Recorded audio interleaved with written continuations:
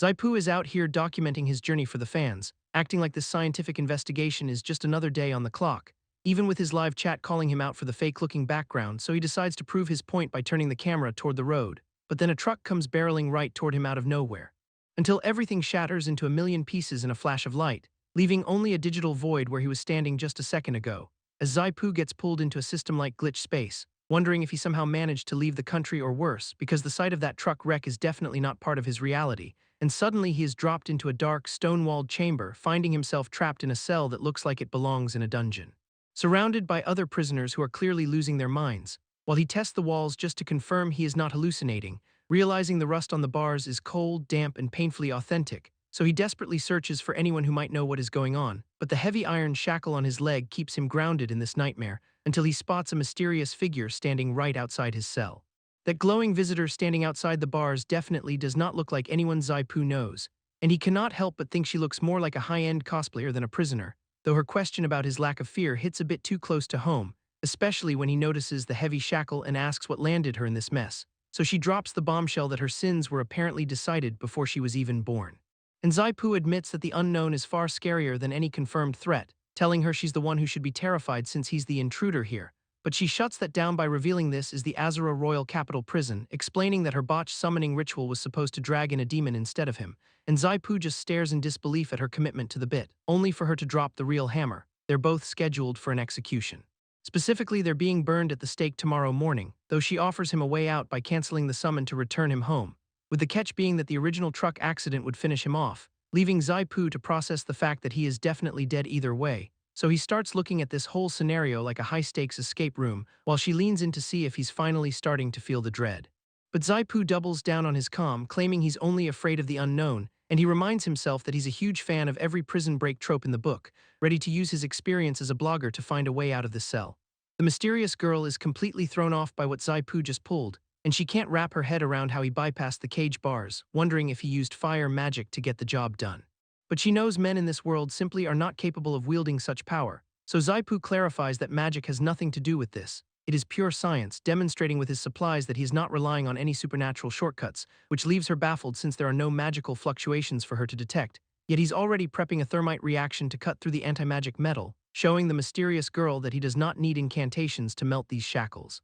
Even though she has absolutely no clue what he's talking about, so Zaipu decides to give her a crash course in chemistry, breaking down the specific ratio of aluminum and iron oxide powder, and firing up his lighter to kick off the intense exothermic reaction, which hits 2500 degrees Celsius and slices through the iron chains, leaving the mysterious girl stunned as she realizes science just did the impossible, forcing her to reconsider if he might have some hidden magical talent after all. But Zaipu ignores her internal crisis to tell the mysterious girl it's time to move, although she pauses, clearly still reeling from the display, and she reaches out to him, finally accepting that they might actually escape while admitting she feels guilty for dragging him into this mess in the first place.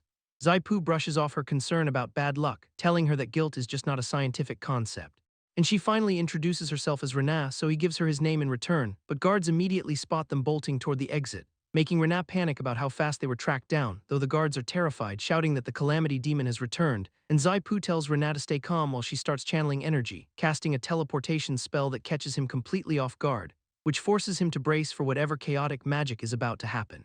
Because they suddenly vanish into thin air, while Rena holds onto Zaipu as they plummet through the night sky, though her magical reserves are clearly running on empty, making their mid-air escape lose all its control as they tumble toward the forest floor below, and Rena desperately tries to cushion their landing with a final burst of light, which leads to a rough impact that leaves them both gasping for air, while Zaipu blinks, surprised to find himself in such close quarters with her. And Rena stares down at him, clearly overwhelmed by their sudden proximity, leaving them both frozen in the aftermath of that reckless teleport. Rena checks on Zaipu to ensure he survived their chaotic crash, and he brushes off the concern as she surveys their grim surroundings, discovering they landed in a graveyard right on the edge of the city. So Zaipu asks about their next move now that the prison is behind them, while Rena admits she just wants to go home. But Zaipu shoots that down, insisting she is still bound to him as a summoned beast, and he cites some ridiculous beast management ordinance to try and get under her skin, which earns him a cold stare because she clearly thinks he has lost his mind. So Rena reminds him that their fates are literally tied to one another, and Zaipu starts spiraling at the realization that his own survival is now linked to hers, while she points out that without her magic, they are both as good as dead. Grabbing his hand to anchor him through the panic, because Zaipu suddenly pivots, swearing he will protect her life at all costs, and he promises to get her home despite the city gates being heavily fortified. So they set off together toward the city outskirts under the moonlight, finally reaching the town where they notice something immediately off about the local order, seeing female guards enforcing a strict no-magic rule on everyone passing through. And Zaipu watches in disbelief as men are relegated to manual labor while women hold the power, while Rena explains that this society functions on a strict matriarchal hierarchy, leaving Zaipu to realize just how far down the social ladder he has actually fallen. A group of laborers drops a carcass in front of Zaipu and Rena, and the metallic container it touches begins to dissolve instantly, which leaves the workers confused about where the duo even came from. Though Rena identifies the substance as the corrosive saliva of a shadow wolf, so Zaipu carefully examines the residue to confirm his suspicions, realizing the chemical reaction involves sulfuric acid and magnesium while the laborers watch them with utter bewilderment. But Zaipu ignores them, grabbing the bucket to salvage the reactive components, knowing the heavily guarded city gates are their only way out, so he sets to work mixing the salvaged materials, creating a volatile reaction that produces hydrogen gas, and he keeps the process moving fast to avoid any unwanted attention, fashioning a makeshift bomb using a bladder and a fabric fuse. While they find a secluded spot to set their trap, as Rena wonders what he is planning, Zaipu lights the fuse to trigger a controlled explosion, and the blast erupts with a massive bang, creating a distraction that sends the city into a panic. So the guards assume the Calamity Witch has launched an attack, and they abandon their posts at the gates to rush toward the noise. Zaipu pulls the cloak over Rena, declaring the science project a total success, and they look toward the castle while dreaming of finally heading home. Rena notes the power of her summoned beast, causing Zaipu to blink in confusion. Meanwhile, Lady Zia arrives at the scene of the explosion, observing the path left by Rena's summon. She decides the creature is far too impressive to leave behind. So Lady Zia commands her own shadowy wolves to track the pair down. The demon hounds quickly pick up the scent near a cave, prompting the soldiers to swarm the entrance. Lady Zia watches as her team closes in, but the soldiers are immediately overwhelmed by the pungent smell of the pepper trap inside the brush. Zaipu and Rena finally catch their breath, knowing the demon hounds rely on their sense of smell to track prey. Zaipu credits Rena for the intel that saved them from being hunted. Rena reaches out to pull on his sleeve, sniffing the air with a look of concern. She bluntly points out that his own scent has become unbearable, leaving a stunned Zaipu to realize just how bad he smells. Zaipu panics as his clothes vanish, while Renat tries to force a magical bath on him. She remains oblivious to why he's so rattled. Zaipu draws a line and demands no more magic undressing, insisting that public bathing in the wild is out of the question. Explaining that he needs mental preparation before cleaning up, Renat points toward a nearby settlement to offer an alternative. The pair approaches the village gate. Zaipu stares at the desolate surroundings, questioning if this is the lively place she promised. Locals nearby bicker over water while Zaipu watches the grim scene, realizing the village is suffering from a massive drought. He pivots the conversation back to Renat's water-making magic. Urging her to use that power to help the thirsty villagers, Renat summons a glowing sphere of water. The locals take notice as the magic manifests. She channels the energy high above the dry well, dumping a massive torrent of fresh water into the pit. Villagers swarm the well in total disbelief at the sudden supply. They immediately fall to their knees and beg Renat for salvation. The village wells are bone dry and the crops have completely withered. Leaving the locals desperate enough to fight over the last remaining mud, Zaipu and Renat survey the damage while the drought tightens its grip. A villager approaches them, pinning all his hopes on the mysterious Lady Witch. Rumors spread that the village chief abandoned them, though Zaipu doubts that. A young boy expresses his admiration, wanting to serve as her faithful attendant. Renat bluntly corrects him, claiming he'd be a summoned beast instead of a servant. The kid is surprisingly stoked by the upgrade. Meanwhile, Renat casually starts petting Zaipu like a stray, forcing him to protest his status as a human. Another child runs up to them, frantic and begging for help with his family. The group turns to face the new request. Suddenly, Renat clutches her head as the weight of her magic usage hits. Zaipu realizes she's completely drained and watches her collapse, catching her before she hits the ground. She tries to push through the exhaustion to keep helping, but Zaipu gently silences her, insisting that she needs to rest immediately. He scoops the unconscious Renat up and carries her to bed, tucked in and finally resting. She remains under his watchful eye, leaving Zaipu to figure out how the village can survive this drought on its own. Zaipu unveils a mesh net setup designed to harvest water directly from the night air. The gathered villagers stare in disbelief as water miraculously fills their wooden barrels. Shock ripples through the crowd when they realize a man, not a witch, pulled off this feat. Zaipu brushes off their awe, crediting basic scientific principles instead of mystical intervention. Confusion settles in as the villagers struggle to grasp the concept of his strange, new terminology, pointing at the simple rack. He explains how this setup functions as a passive collector. The villagers listen intently while he identifies the mesh as a fog net, explaining that humidity in the air naturally collects into droplets that slide into their containers. He assures the crowd that while one net is small, scaling the production will stabilize their supply. Optimism blooms as they realize their desperate water shortage finally has a practical solution. Local men grasp the instructions, eager to replicate his method and save their families. Zaipu downplays his contribution, though a little spirit creature nearby celebrates his ingenuity. The local boy realizes that anyone can wield these methods if they just apply his logic, declaring that science is just magic with a better explanation. He basks in the sudden praise. The boy cheers for the great summoned beast, only for Zai-Pu to remind him he is human. Villagers break into a synchronized chant honoring the witch, the beast, and now the power of science.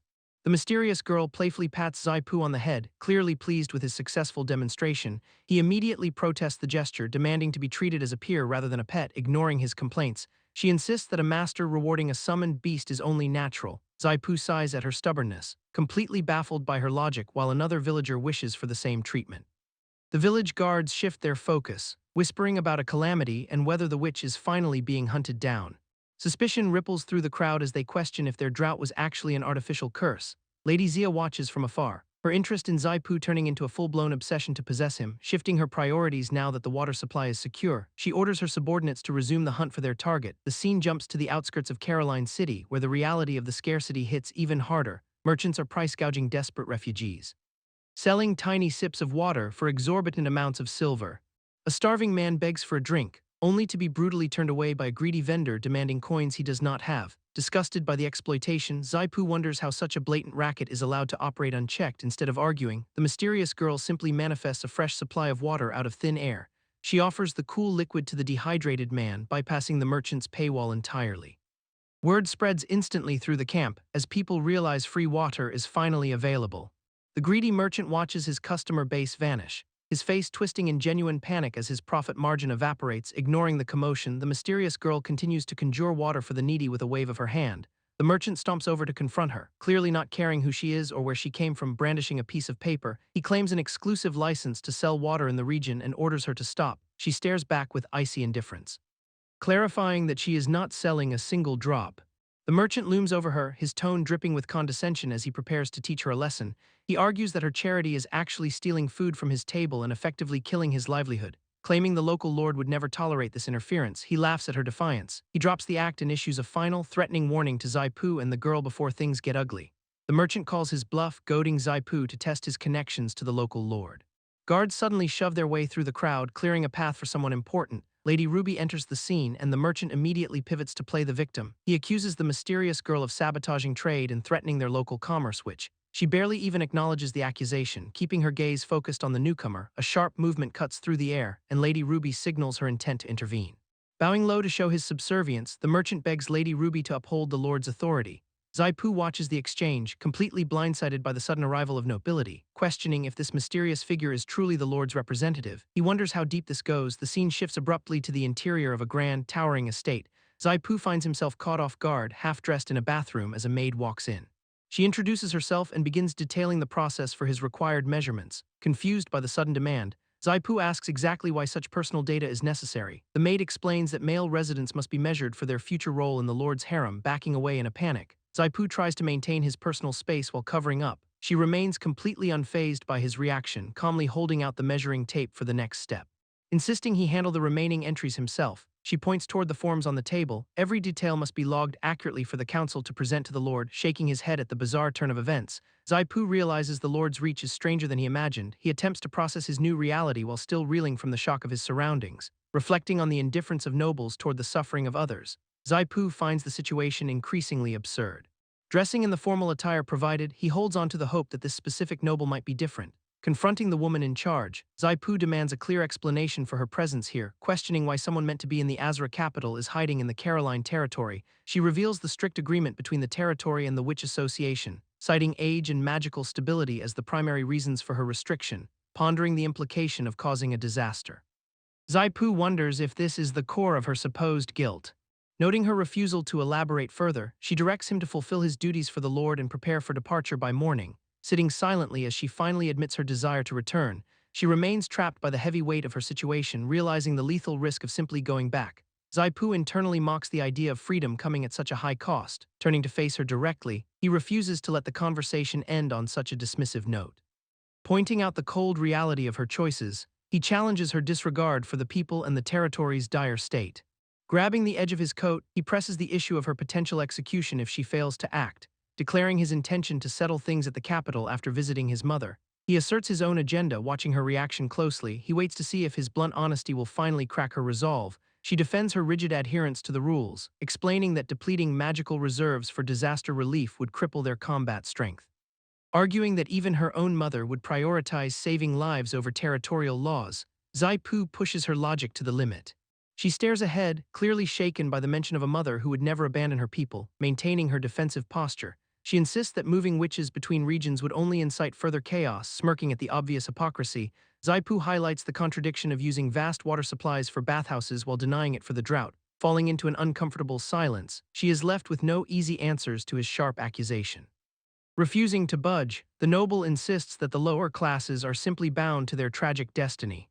Renat questions the validity of such a cruel, predetermined fate, dreaming of a world where her own magic could finally bring relief to the parched, suffering people. She reaches out toward the window, desperate to rewrite the narrative of their hardship, clenching her hand into a fist. She pushes past her own internal hesitation. The noble snaps back, warning Renat that such willful defiance will only lead to trouble, ignoring the cold rebuke.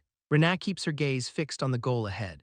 Zai-Pu interrupts to ask if her unique magical affinity can actually control ice and wind, noting the rarity of ice witches compared to the abundance of windcasters. He highlights her strategic advantage. He presses further, asking if her concern about water shortages and enemy movements is just a convenient excuse. She admits the reality of their strict territorial laws, confirming that unauthorized movement is strictly forbidden, tapping the table.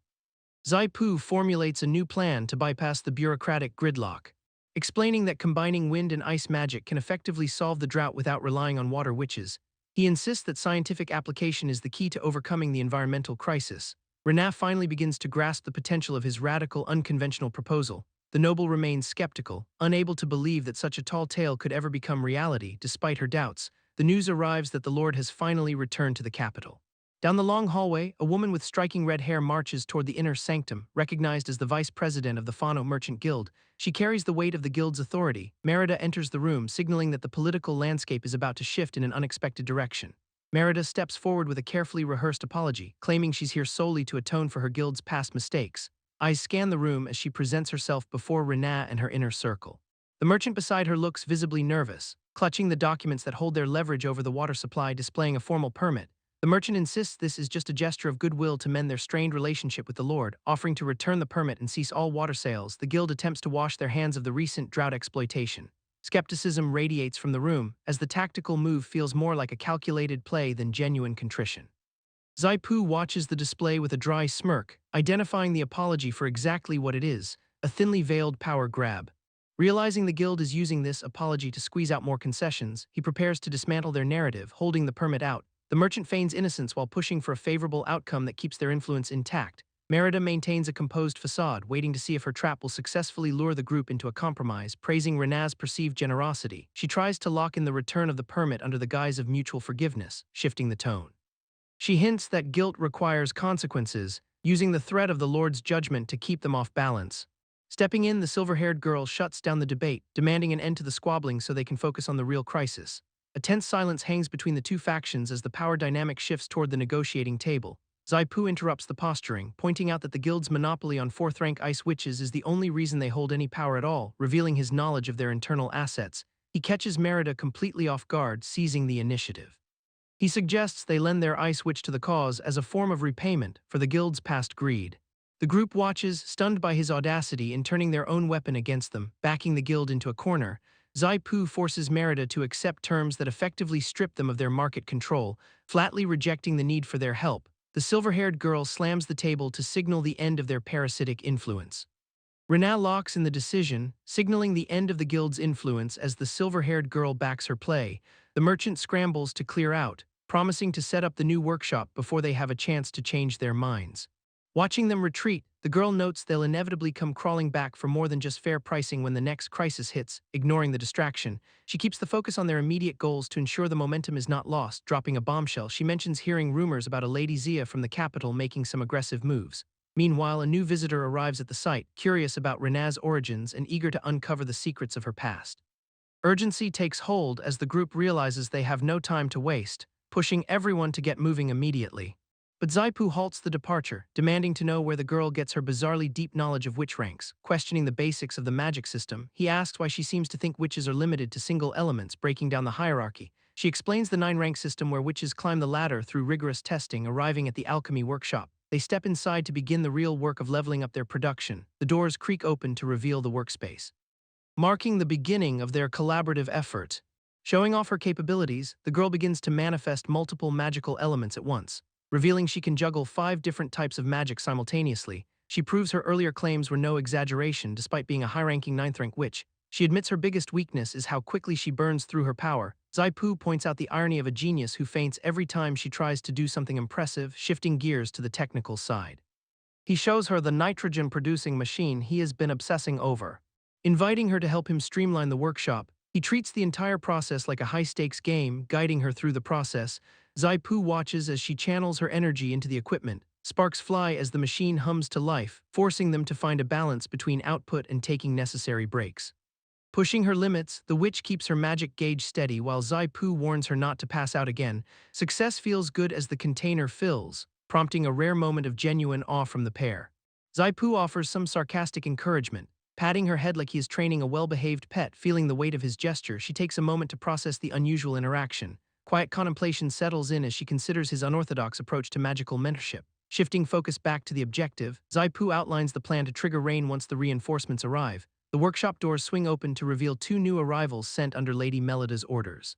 Flora the Wind Witch and Jinli's the Ice Witch introduce themselves, looking clearly out of their element. Zaipu greets them with a request for cooperation. Though his phrasing immediately rubs them the wrong way, questioning his authority, the newcomers wonder if they should be taking orders from a man instead of Lady Riene. Standing his ground, Zaipu ignores their hesitation and pivots directly to the mission at hand. He dismisses their concerns about his status, insisting that their obedience is secondary to the goal.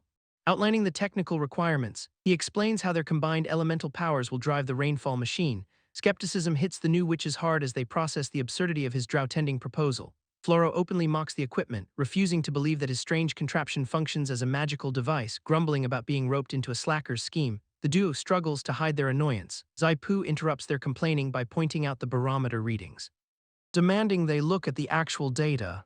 Ordering Floro to ramp up the wind pressure, he refuses to let their attitude slow down the production. Feeling the pressure of the task, Floro reluctantly begins channeling her wind energy into the intake. Air begins to swirl into the machine as the process finally kicks into high gear. Zaipu encourages Floro to push the machine until the gauge hits 15. She takes the bait, firing up her magic with way more enthusiasm than necessary, pouring every ounce of her wind energy into the intake. The needle climbs steadily, finally ticking right onto the target mark. Zaipu confirms the reading, signaling that she has hit the required threshold. Floro collapses on the spot, completely drained from the intense burst of power. Panting in the chair, she realizes just how much effort it actually took to reach that number. Zaipu watches the gauge drop, clearly unimpressed by the efficiency of a 4th-rank witch. Snapping back at him, Floro takes offense to his blatant critique of her magical output, demanding to know if he sabotaged the device on purpose. She questions his entire process. Wind speed spikes again as someone else intervenes. Riene steps in to demonstrate how it is really done. Watching the effortless display, Zaipu immediately pivots to praising her talent, revealing her versatility. Riene explains that wind is merely one of 5 elements she commands. The gap in their power becomes painfully obvious as the room settles. Floro sulks in the corner, feeling overshadowed by the sheer scale of Riene's ability. Nitrogen production kicks off, marking the next critical phase of the experiment. Zaipu carefully stores the output in a prepared container, calling on Jinli's. He requests an ice infusion to finalize the liquid conversion, explaining the chemistry behind the artificial rain. He prepares the team for the final step. Zaipu hands the nitrogen canister to Jinli's, insisting she freeze the contents immediately. Murmuring between themselves, the other girls speculate that he's just burning through their mana for his own ends. Jinli's tries to focus despite his pressure, reminding herself this is her very first real assignment, calling on her ice magic. She attempts to channel everything she has into the vessel, but the sheer intensity of his expectations sends her into an absolute tailspin of anxiety. Questioning whether a 4th-rank ice witch is even cut out for this, Zaipu doubts if the rain project can survive this bottleneck. Jinli screams that she can handle the task, only to instantly collapse into a puddle of self-doubt. Cycling through a mental breakdown of conflicting thoughts, she leaves the others genuinely concerned for her sanity, deciding to call it quits. The group retreats from the workshop as the sun sets. Watching them leave, Zaipu is left alone with the fallout of his demanding management style. Taking a drink, he ponders his approach while standing in the quiet lab. Riene approaches him, offering a brief word of thanks for his efforts during the day, admitting he might have pushed them too hard. He wonders if his methods are doing more harm than good, patting his head like he's a child. Riene brushes off his guilt as a normal part of dealing with strangers. Noticing a book left behind by Jinli's, he moves to retrieve the forgotten item. Opening the pages, he discovers the complex mathematical essence behind her unique magic. Tracing the equations, he realizes she has been deconstructing and reconstructing matter all along. Downing the rest of his drink, he processes this sudden revelation about her capabilities, shouting for Riene. He realizes he finally has the missing piece to solve his technical problem. Riene stares at the glass, reflecting on the drink she just consumed. Zaipu gestures toward the four machines waiting for the witches to begin their labor, acknowledging their mutual effort. Riene insists that he worked just as hard as she did, handing over the enchanted tools. Zaipu credits her own magical skill for their creation. Interrupting the moment, Jinli's and her companion arrive, looking less like ready workers and more like attendees at a funeral. Ignoring the mood, Zaipu boldly claims he knows how to convert nitrogen into liquid. Jinli's fires back with total disbelief, clearly insulted by his arrogance, questioning his authority to teach a witch about magic. She mocks his lack of actual ice powers. Keeping his composure, Zaipu takes the criticism in stride. Stepping up to the workspace, he invites them to witness a demonstration of his own ice magic. Jinli's points out the complete absence of any magical signature radiating from him. Ignoring her doubt, he prepares to perform a feat he calls saltpeter ice making, placing a block into the vessel. He begins the delicate process, sealing the container with a lid. He sets the experiment in motion, explaining the science. He notes that saltpeter is easily scavenged from old house walls and purified for this specific purpose. Noticing the temperature drop, the witches lean in to inspect the pot. Zaipu describes how the compound absorbs heat upon contact with water.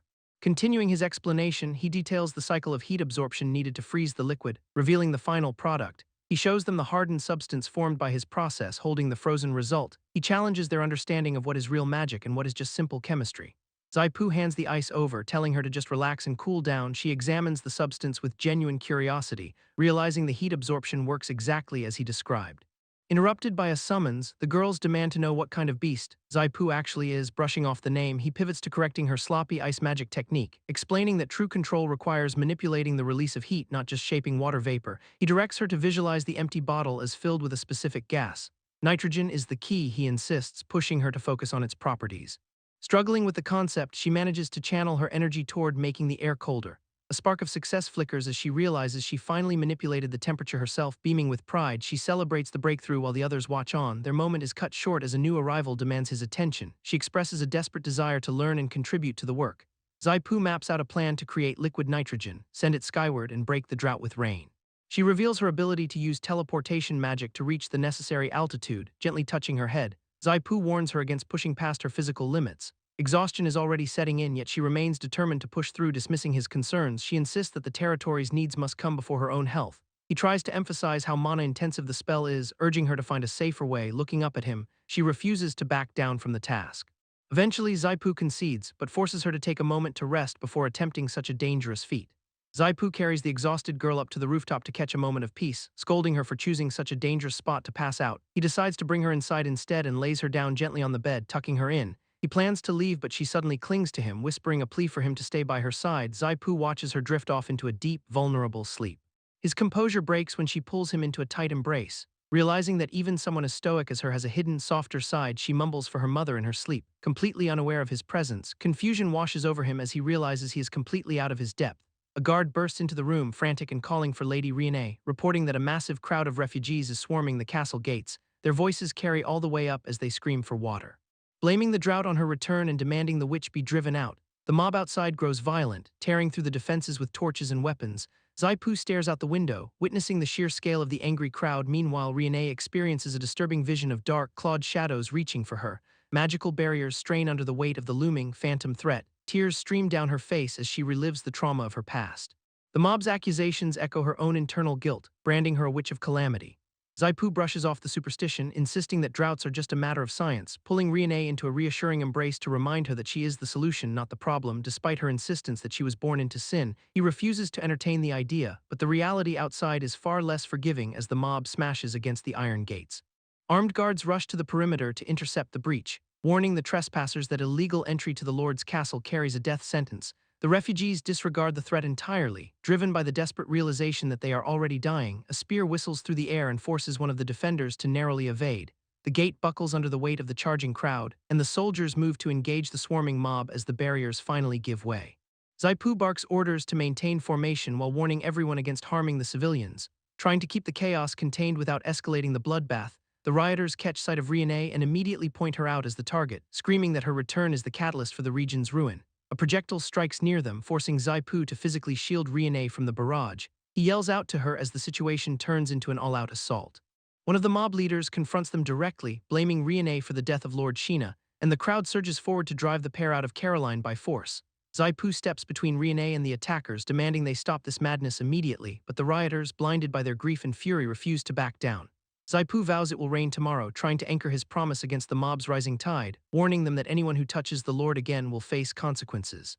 But the crowd ignores him as their torches begin to flare with uncontrollable intensity. They mock Zaipu for his lack of magic and demand he stop his useless bluster.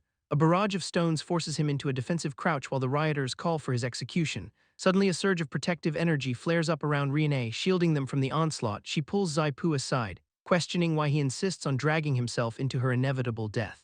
Watching as the mob stares in disbelief at the sudden display of power, canisters of liquid nitrogen sit prepared to create the necessary atmospheric reaction. Riene channels the immense energy required to launch the operation into the sky. Zia suddenly descends from above, locking eyes with Riene in the middle of the chaos. She greets Riene with a taunt, asking if she finally intends to return, grinning while confirming her intent to haul Riene back by force. Her eyes burning with an intense fiery malice that threatens to consume their surroundings. Flames erupt across the area, turning the entire castle grounds into a lethal furnace. Zia demands Riene's submission, threatening to burn everything she cares about to ashes. Zaipu desperately tries to keep the fire away from the volatile nitrogen containers. A companion attempts to use wind magic to extinguish the blaze, but Zia easily overwhelms her defense, leaving her incapacitated in the heat. Riene realizes that only her water magic can withstand an 8th rank witch's flames. Riene summons a surge of water magic, knowing that draining her reserves now means abandoning any hope of a teleportation escape. Zia snaps her fingers, mocking the effort before it can even manifest properly, and the inferno intensifies, turning the entire structure into a death trap while Zaipu struggles to hold his ground. Meanwhile, the support team fights to stabilize the nitrogen containers despite their rapidly depleting mana. Riene hesitates as she weighs the lives of the people against her own survival. The mob below turns on her, questioning if her previous promise of rain was nothing more than a manipulative lie. Zia laughs at their suffering, cranking the heat until the air itself ignites around the trapped victims. And she offers Riene a sadistic ultimatum, demanding she choose between her duty and her freedom. Those golden eyes burn with a predatory hunger, while she reaches out a hand, promising Riene a new path if she only turns her back on this misery. Riene closes her eyes, grappling with the weight of the carnage surrounding her. Memories of her lineage as the future Lord of Caroline push her toward a difficult realization. Accepting her role as a protector, she agrees to leave with Zia to stop the immediate destruction. Zia dismisses the commoners as collateral damage. But Riene vows to rewrite their destiny regardless of the cost, reaching out to finally grasp Zia's hand. The witch warns her that abandonment will only seal their tragic fate forever, while Zaipu refuses to accept this outcome, standing defiant amidst the encroaching flames, and he gathers his remaining strength, determined to extinguish the fire himself before everything is lost. Zia mocks the struggle, daring them to try and stop the inferno. Riene watches as the witch's gaze fixes on the potential for change. Zaipu pivots the strategy, ordering everyone to ignore the containers and focus solely on heat absorption, commanding Jinlis to assist Floro in creating a localized vacuum to starve the fire of oxygen. His eyes lock onto the flames with absolute intensity, demanding immediate execution. Floro begrudgingly agrees to the risky maneuver, channeling every ounce of remaining energy into the wind. The group desperately coordinates their magical output before the impending teleportation. Massive currents of air collide with the witch's fire. A shockwave erupts as the vacuum force tears the heat away from the city. Zia's composure shatters as she realizes the flames are actually dying, and the team stares in disbelief, having successfully suppressed an 8th rank witch's magic. Riene feels the magical tether pulling her away against her will. Her golden eyes widen as the reality of their success hits home. Jinlis watches as the final remnants of the fire vanish, proving they are not just harbingers of calamity. The nitrogen containers float in the wake of the spell, no longer needed. A surge of energy pulses as the summon is finally completed. A pillar of light streaks into the night sky, marking the shift in the battle. The clock ticks toward a new outcome. Moisture gathers in the air as the heat dissipates, leaving Zia completely blindsided, and Zaipu embraces the summoned beast as the immediate threat finally fades. Zaipu asks for a more affectionate name. Riene marvels at the rain she summoned, finally shedding her reputation as a harbinger of doom. Onlookers in the field realize she is not a witch of calamity at all, calling her the Witch of Hope instead as the downpour breathes life back into the land. The next day brings a massive crowd of refugees to the castle gate. Merida questions why they are still gathering despite the end of the drought. Thousands of people flood the gates to reach the castle, cheering for Riene and thanking her for the life-saving rain. Riene looks on, overwhelmed by the sudden shift in public opinion. A young boy approaches with flowers, apologizing for his past hostility toward her. Zaipu assures the kid there are no hard feelings. And Riene accepts the bouquet, touched by the genuine display of gratitude. The swelling crowd continues to press forward, eager to see their savior. Guards deliver an urgent invitation from President Merida to discuss guild matters. Merida criticizes the Fano Guild for their lack of basic etiquette in managing the visitors. Zaipu opens the formal letter, noticing the demand for autonomous pricing rights during the drought. He decides it is time to pay a personal visit to the guild leader. Watching from the window, Zia observes their departure, and they arrive at Merida's quarters to address the guild's latest power play. Zaipu plays it cool, accepting Merida's proposal to promote the rainfall technology, but he's already calling her bluff, betting she has a specific price in mind for them. Merida invites them inside, praising Zaipu for his intellect while dropping the formalities. She presents an ornate box, claiming that money is far too trivial for an invention of this magnitude, reminding them that Riene is still shackled by her past, and that the Witch Management Association is closing in. Merida warns that if Riene meets a tragic end, Zaipu goes down with her, dangling a tempting offer to dissolve their binding contract right in front of them. The box reveals the legendary demon-breaking blade, capable of severing even the most powerful magical oaths. Zaipu realizes the implication. Though Merida admits she only has a visual record of the item for now, Riene wonders if breaking the bond would force her back to her original state before the summoning. Zaipu looks horrified at the thought, fearing he'd return as nothing more than a pile of meat. Merida clarifies that dissolving the contract will not necessarily send him back to his home world, leaving the couple stunned by the sheer weight of her proposal. Riene struggles with the reality that their bond would be severed forever, but realizes the trade-off means she would not be the cause of his demise anymore. Zaipu remains steady, trying to digest the potential freedom offered to them. Riene grips the table, caught between the desire for liberation and the fear of losing their connection. He insists on discussing the logistics of this transaction with Merida in private. They watch as a mysterious figure stands by the window, observing the rainfall they created, and this woman confirms the rain is real, clearly impressed by the power of Riene's summoned beast. Merida mocks her counterpart's temperament, comparing her attitude to a nuisance, while the mysterious woman touches her pendant, unimpressed by the unfolding drama, and Merida warns that the Witch of Judgment, Evelyn, is already on her way. Riene recoils at the mention of her former teacher, visibly shaken by the name, her internal struggle manifesting as she feels the shadow of the coming judgment. Merida leans in close to taunt her, reminding her that Evelyn shows zero mercy to heretics, especially those branded as calamity witches who defy the council's order. Riene desperately denies the label, clutching her chest as she fights back the accusation, insisting she is no such thing despite Merida's persistent, sharp interrogation. And she glances toward Zaipu, hoping for some kind of support or escape, with Merida keeping up the pressure, refusing to let her look away from the threat. She questions if Riene would still be so defiant if her summoned beast saw her crimes, demanding to know if she could still hold her head high after the destruction she caused, and gesturing toward the vision of the fiery ruin left in the wake of her power. They stand in the middle of the quiet street, the weight of the revelation lingering. Riene looks toward Zaipu, her silence confirming the fear growing inside her, while Merida repeats her chilling warning that Evelyn's arrival means total annihilation for heretics. Zaipu finally steps in, correctly guessing that this is the same witch Melida mentioned earlier, and he reaches out to Riene, his expression firm as he offers her a way out, grabbing her hand to tell her there is somewhere else they need to go together. Zaipu and Riene stand before a grave, where she reflects on the mother who protected Caroline, explaining how her return revealed the people were still suffering despite those sacrifices, which leads her to finally open up to Zaipu about the heavy burden she carries, and she thanks him for saving her life and granting her one last visit with her mother. Convinced that with Zaipu by her side, everything will eventually be all right, but he playfully pinches her cheek, teasing her for getting so emotional, though the atmosphere shifts when she admits that without his summoning she would be dead. So she proposes ending their contract on the condition that he stays alive, choosing to protect him by severing their bond before she faces her fate, yet he flatly refuses to let her die, pulling her into a tight embrace. Promising to stand by her no matter what happens in the coming struggle, standing together in the quiet garden as the weight of their pact hangs in the air, and he reaffirms his faith in her, telling her to trust in his strength too, stroking her hair with a promise that she does not need to worry, teasingly calling her the future rich top lady as they share a rare moment of peace. But a sudden distraction breaks the mood when someone nearby spots a lord on a summoned beast. And Zaipu is caught off guard, flustered by their proximity as she drifts off, only for them to be interrupted by two newcomers appearing on the path, who demand to know why they are lingering out in the open like this, leaving a stunned Zaipu and Riene to scramble for an explanation. The two girls declare they are officially cutting ties with the Fano chamber, leaving their employer desperate to negotiate since he relies on their magical rainmaking. But they reveal they have plenty of money and have zero interest in working under pressure, which leaves their boss panicking about how to replace their unique skills, until they clarify that they only want to work directly for him, and the guy is clearly not ready to offer free labor despite their newfound loyalty, so he tries to win them over with a monthly fee and promises of raises, asking only for their help in improving their own magical abilities.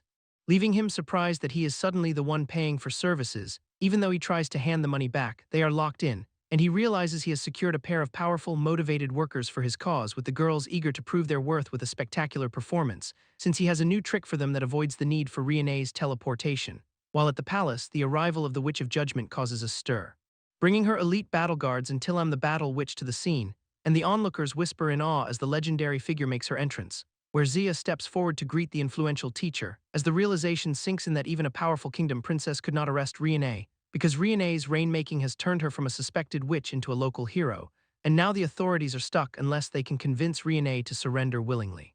The Witch of Judgment realizes Riene's public hero status makes branding her a calamity impossible, so she plans to frame Riene as a heretic instead to bypass the royal protection, and Tillam stays close, ready to execute this new, colder strategy for the witch, leaving Riene to place her entire fate into her teacher's hands as the pressure mounts. While outside, the commoners cheer for the rain brought by the witches, oblivious to the political trap. Back inside the palace, a messenger summons Riene to the high-stakes audience hall, and Zaipu prepares his final legal arguments. Clutching the imperial law manual like a lifeline, hoping for the best, he guides Riene toward the heavy doors of the hall, walking down the long, intimidating red carpet flanked by silent observers. Where Lady Ruby waits to initiate the formal proceedings, Zaipu maintains his composure, signaling Riene to stay focused as they approach the throne. And Ruby offers a formal greeting to the pair, keeping the tension razor-thin. The atmosphere remains heavy with the weight of the upcoming trial. Before Ruby produces the Lord's seal, claiming it must be returned to its true owner, Riene watches as the seal changes hands. Feeling the gravity of this transition, the artifact passes between them, marking a definitive shift in authority. Silence hangs in the hall while the seal is finally placed into Riene's care.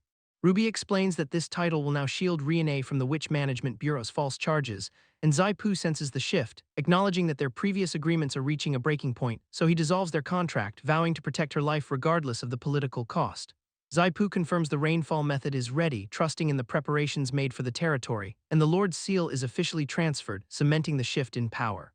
Riene Caroline assumes her role as the 13th Lord, vowing to protect the Caroline territory and its people, while the gathered onlookers pledge their absolute loyalty to her until death. A massive unnatural storm suddenly descends upon the town, defying all expectations. Residents scramble for cover as the rain begins to fall, initially celebrating the relief, yet the winds intensify rapidly, turning the weather into a chaotic disaster zone. Zaipu pulls Riene back as the atmospheric pressure spikes to dangerous levels. While the heavy downpour transforms into a destructive force, pelting everything in sight, he realizes the liquid nitrogen used for the clouds has triggered a volatile reaction, forcing the court to question if their experiment has spun completely out of control. Frantic subordinates rush toward Zaipu and Riene to report the unfolding catastrophe. Explaining that even their best efforts to manage the rainfall have failed to contain the storm, the torrential downpour continues to hammer the castle, threatening the stability of the entire region. Accusations begin to fly as the court realizes this calamity is tied to their previous actions. Evelyn confronts Riene, holding her responsible for breaking the law and inciting this disaster, and she demands a full admission of guilt for the chaos currently tearing the territory apart. The team attempts to defend their operation, insisting it was a simple technical error, but Evelyn presses the advantage, cornering Riene while the castle remains under siege, as the castle gate is blown off its hinges, creating a path for an unexpected intruder to enter. Evelyn ignores the mounting tension, insisting that the public sentiment is turning against Riene, despite the quiet resolve of the loyalists standing right beside their embattled leader. Commoners suddenly erupt in defense, shouting that Riene is their savior, not a source of destruction, and the growing crowd closes ranks, physically shielding Riene from the Bureau's aggressive accusations. Riene watches the support surge, her own confidence flickering as the interrogation continues. Evelyn leans in to remind everyone of the dark history, claiming Riene's past involves attracting deadly beasts, painting a picture of a destructive force that once leveled an entire village with unchecked magic. While listing her past transgressions, from escaping prison to causing the current environmental collapse, pointing out that these crimes are far beyond any simple act of negligence, Riene keeps her head low, refusing to validate these heavy claims with a response. Demand for a final admission of guilt echoes through the hall as the guards move closer. She tries to find the words to resist but finds herself backed into a corner. Just before a firm hand intervenes, with her ally stepping forward to challenge the Bureau's narrative. Rejecting the false premise of the trial and vowing to protect Riene from further intimidation, Evelyn scoffs at the interruption, doubling down on the tribunal's findings regarding the summoned beasts, revealing a shirt that reads "Science and Truth" to signal his absolute rejection of their corrupted system, grabbing Riene's hand to pull her away from the tribunal's immediate reach. Evelyn glares at them, clearly unamused by this sudden act of open defiance, and he turns to the witnesses to demand proof of the events from 9 years ago, leaving the gathered people struggling to recall if they ever actually witnessed the alleged disaster. The crowd admits they only saw the awakening ceremony, not the actual start of the invasion, and her ally points out that timing alone does not prove Riene caused the chaos, forcing the tribunal to scramble for a logical link between her power and the disaster. While he maintains that correlation is not the same thing as causation, using a sharp analogy about a chef and bandits to illustrate the absurdity of blaming the victim, which hits home as the onlookers agree that the attacker is the only one truly at fault, despite the tribunal's attempt to deflect with a sudden cough. They pivot their argument toward the royal council's supervision and the destruction of an entire village, citing Princess Zia as the primary witness to the event, So the tribunal demands that Riene explain her side of the story, but her ally steps in to ensure Zia's testimony is not tainted by faulty memory or external influence, prompting Zia to recount her perspective from the day of the disaster, where she remembers waking up to a scene of absolute ruin and fire. Repeating the same account she previously gave to the tribunal, and the teacher insists that she share these details directly with the people, leading Zia to swear a formal oath of truth before the entire hall, describing how she found Riene floating midair above the already decimated village, which is the only thing she can personally verify, confirming to everyone that she never saw Riene actually initiate the destruction. Leaving the tribunal's case hanging by a thread, as the lack of direct evidence becomes impossible to ignore. The defense attorney keeps pressing, pointing out that since nobody saw Riene start the disaster, the entire case is just speculation. He calls out the prosecution for their blatant bias, asking what right they have to pin the blame on her without a shred of proof. And he even goes as far as to suggest the tribunal is just terrified that Caroline might gain too much power if Riene is cleared, which clearly strikes a nerve as the lead prosecutor's eyes narrow behind her glasses. She cuts him off by summoning a massive burst of flame, demanding total silence from everyone in the courtroom. Then she coldly declares that Riene is a convicted criminal, and she is here to carry out the arrest regardless of his complaints, ordering the armored guards to advance and readying her own magic to strike down anyone who dares to interfere with official business, warning that any resistance will be met with the same charges currently leveled against the defendant. But the attorney is not backing down, pulling out a heavy volume of imperial law that he has been studying for days. Pointing specifically to Article 66, which states that resisting arrest is legal if the prisoner is later proven innocent of the original charges, he smugly notes that since Riene is innocent, the entire premise of her being a fugitive is void under imperial code, leaving everyone in the hall stunned that he actually managed to weaponize the law against the tribunal's own reach. The prosecutor turns to Riene, demanding to know if she truly believes in her own innocence. She stammers, clearly overwhelmed by the pressure of the moment and the weight of the teacher's defense. But she eventually finds her voice and apologizes to the teacher for the trouble she has caused him. Princess Zia watches the exchange, realizing that her own authority is being challenged by these technicalities. She admits that if they truly cannot prove Riene's guilt, then they have no right to persecute her just to spite Caroline. The prosecutor, refusing to accept defeat, calls upon a higher power to settle the matter once and for all, manifesting a glowing sigil of the goddess of magic right in the center of the room. And she declares that the truth will be revealed by divine judgment, branding anyone who opposes it a heretic. With the divine trial now officially on the table, the prosecution argues that Riene's innocence rests entirely on her survival, and the courtroom atmosphere shifts from legal debate to grim, preordained execution. Onlookers whisper that this is their best chance to finally clear her name, but the defense team recognizes the trap instantly, knowing this so-called judgment is rigged. Riene clutches her chest in silence, while her companion looks on with visible concern, reaching out to steady her. The companion realizes the true danger of the situation. History shows that no witch has ever survived this specific bureau-mandated test, confirming that even the most powerful ninth-tier casters failed to walk away from it. The prosecutor doubles down on the cruelty, claiming any failure is proof of heresy and death. Calling out the defense for potentially harboring a heretic if they refuse to let the ordeal proceed, Riene looks up, the weight of the impossible odds pressing down on her. Despite the warnings, her supporters continue to shout that she will surely pass. The defense attorney sees through the facade, identifying the trial as a blatant tool to eliminate dissenters. Stepping forward, he prepares to intervene before the process can be forced, noting that this is a trap with no real way to refuse. He moves to stand directly beside Riene, making his presence known to the assembly, declaring that as her summoned beast, he will share in the judgment alongside her. The surrounding crowd reacts with murmurs as he insists on taking the risk together. The prosecutor watches with narrowed eyes, calculating the implications of this unexpected move, and the trial is set to begin at dusk, outside the city walls. The protagonist warns Riene that the upcoming judgment is dangerous, and she pivots to asking about his secret wishes for the future. Fumbling through his bag, he is caught off guard by her sudden shift in tone, though he eventually confesses dreams of internet fame and a quiet life with romance, quickly dismissing his own words as distractions from the life-or-death trial ahead. Riene silently processes his vulnerability with an intensity that catches him off balance. Reaching out to grab his hand, she pulls him into her personal space, causing him to panic as he realizes the proximity is becoming incredibly intimate. Internal alarm bells ring as he wonders if this is supposed to be some pre-war initiation, and Riene whispers that she is more than capable of helping him achieve his romantic goals. He tries to explain that romance definitely does not start with this kind of physical pressure. Ignoring his protests, she stays locked onto his gaze with unwavering determination. Pleading for some personal space, he asks her to let go so they can actually talk, but she leans in closer, inviting him to speak his mind while she holds him tight, leaving him completely flustered and questioning how she can be so brazen in a moment like this. A sudden intrusion interrupts the tension as Shia enters the room without warning, catching them in the middle of their awkward encounter with a sharp remark about manners. Shia confronts them, noting how her past support for Riene has clearly been misinterpreted. She declares that her real motivation is not Riene's survival but the cultivation of pure despair, and her eyes glow with a predator's delight as she admits that watching them suffer is far more satisfying than watching Riene disappear. Riene acknowledges the twisted reality Shia has presented, finally accepting the gravity of their situation. She turns toward her companion, offering a reassuring hand while promising that they will face whatever comes next together. Shia outlines the brutal mechanics of the upcoming trial, detailing three distinct phases of fire, abyss, and hurricane, questioning the utility of his gear. She mocks his reliance on technology in a space where magic is heavily suppressed. Despite the warning, he thanks her for the intel, keeping his focus on the task ahead. They arrive before the massive altar where a hooded figure awaits them, signaling the start of the judgment. High above them, the calamity witch descends to deliver the goddess's verdict.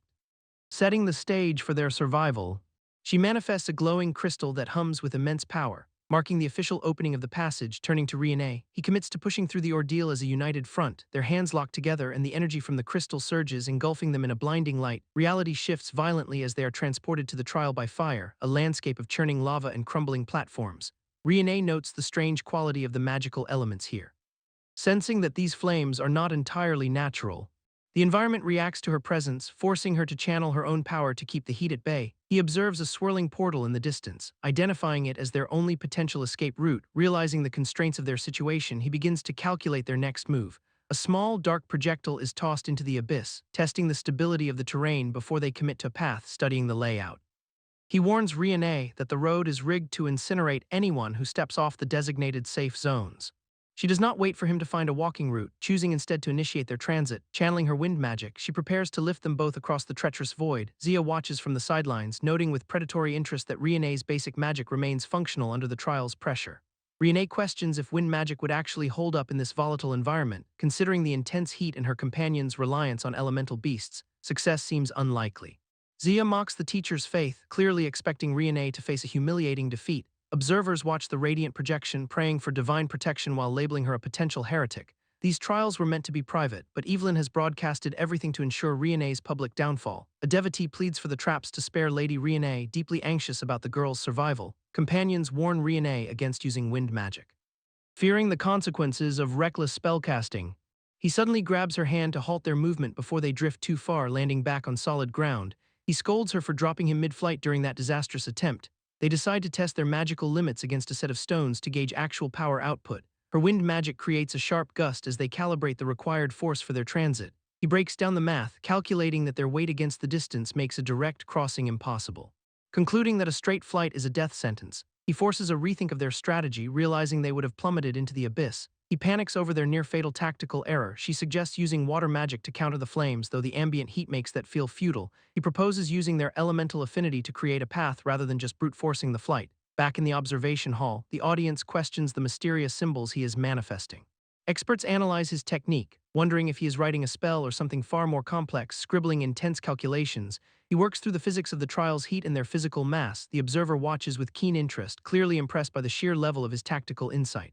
Observers note his weird writing style, comparing it to the complex science he previously demonstrated. Finishing the math, he determines that less than half a liter of water will suffice for the crossing. Instructing Riene to wrap them both in her water magic, he explains the plan for a safe transit, questioning if they will just boil alive. She asks for clarification before they commit to this, naming the Leyden frost effect. He explains how vapor insulation prevents direct contact with the scorching surface. Steam acts as a buffer layer, keeping their liquid shield hovering above the intense heat. Physics dictates that this vapor barrier will let them roll safely across the fire.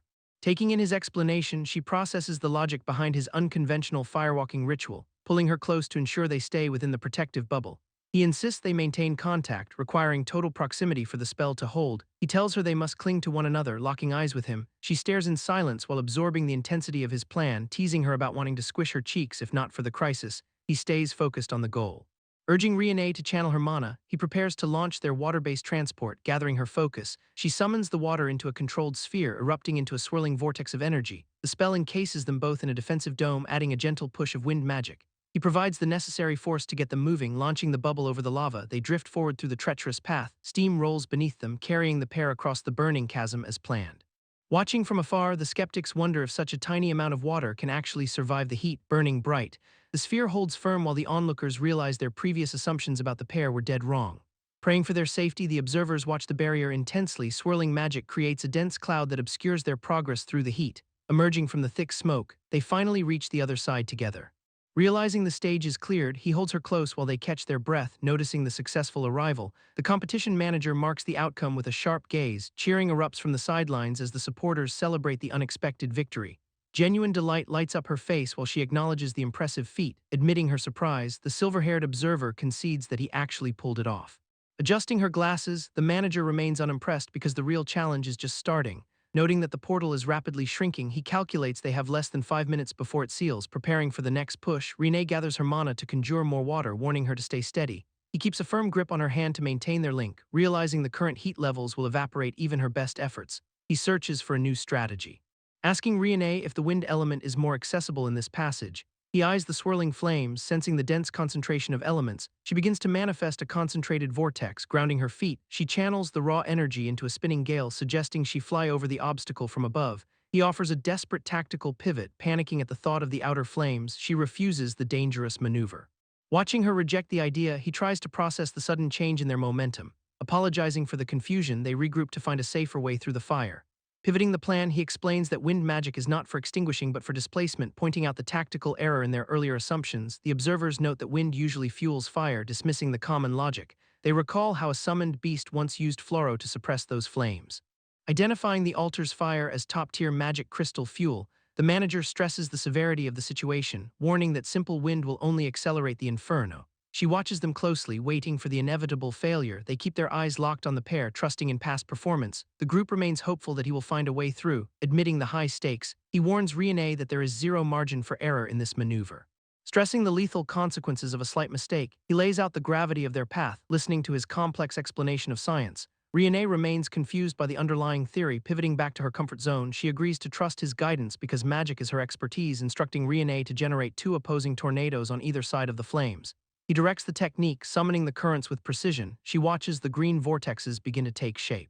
Explaining the mechanics of a low-pressure center, he describes how the wind will starve the fire of oxygen, disrupting the combustion chain. The opposing forces start to tear the flames apart, pressing the heat downward. The converging air creates a vacuum that chokes the fire. Acknowledging the impossible nature of these altar flames, he prepares for the final push, starving the blaze of its fuel source. They manage to carve a temporary gap through the heat.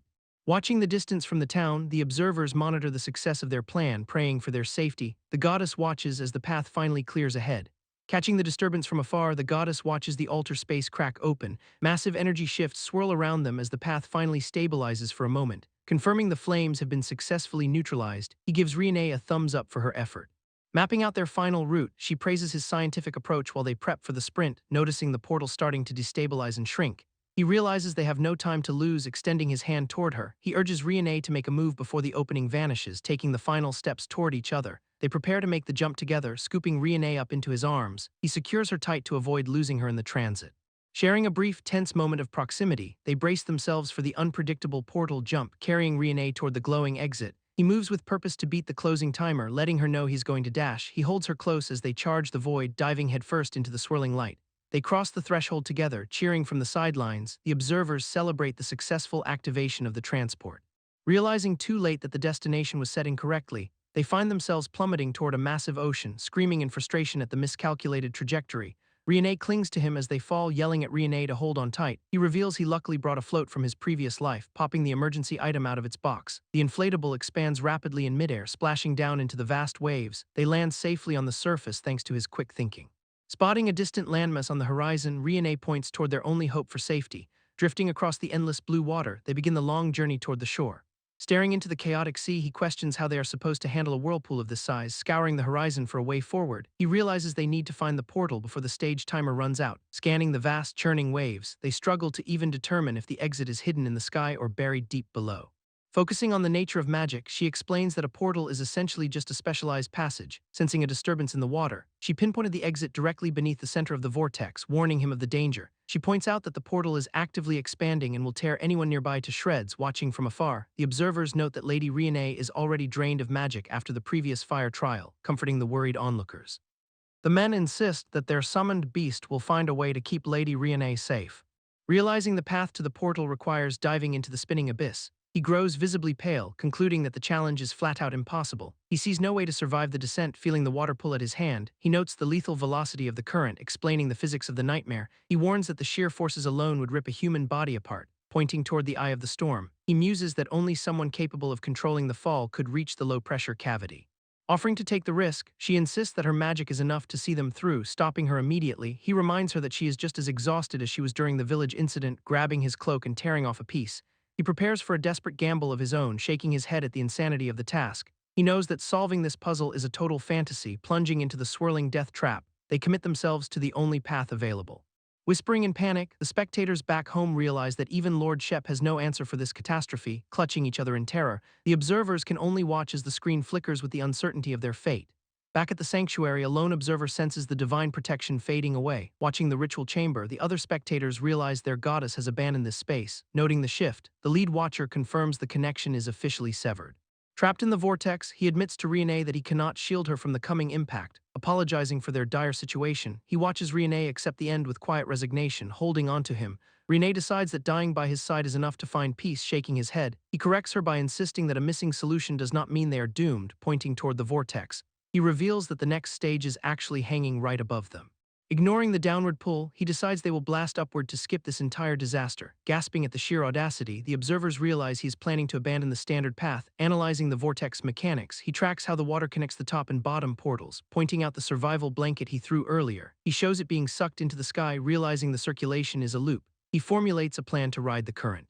Instructing Riene to channel her remaining power, he prepares to trigger a massive eruption, demanding a final burst of magic from her. He bets their lives on this vertical ascent, reaching out to steady her. He offers his hand to focus their combined resolve, locking fingers with him.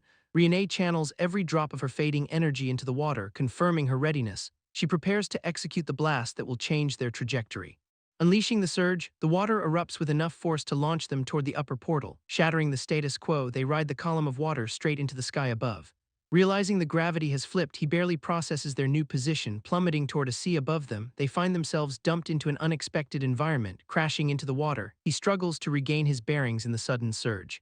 Catching sight of Riene, he ensures she managed to survive the rough landing. Seeing her drift, he desperately reaches out to keep her from sinking further, lunging through the waves. He manages to secure a grip on her arm, pulling her close. He ensures their connection remains unbroken in the churning current, hauling Riene against his chest. He lifts her from the water to clear her airways, realizing she is unconscious and struggling to breathe.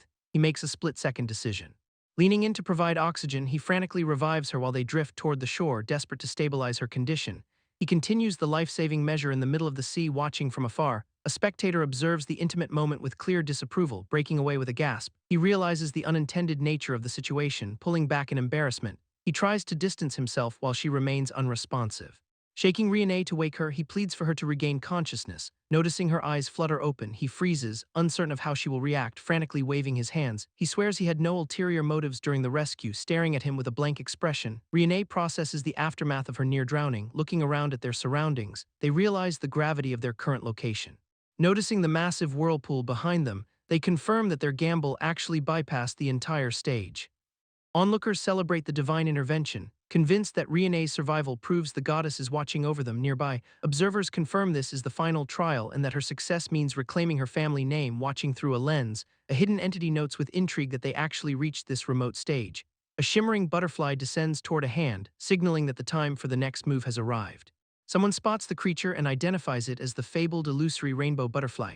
The insect flutters across the water toward the shore where the pair is stranded. Pointing toward the storm, he realizes they need to fly but notes the eye of the gale is their only path. Riene observes that her magic needs a full day to recharge before they can attempt that kind of travel. Knowing the portal will likely vanish long before then, he rejects the idea of waiting around. Scanning the turbulent skies, he wonders if the storm's trajectory hides a constant, stable wind current.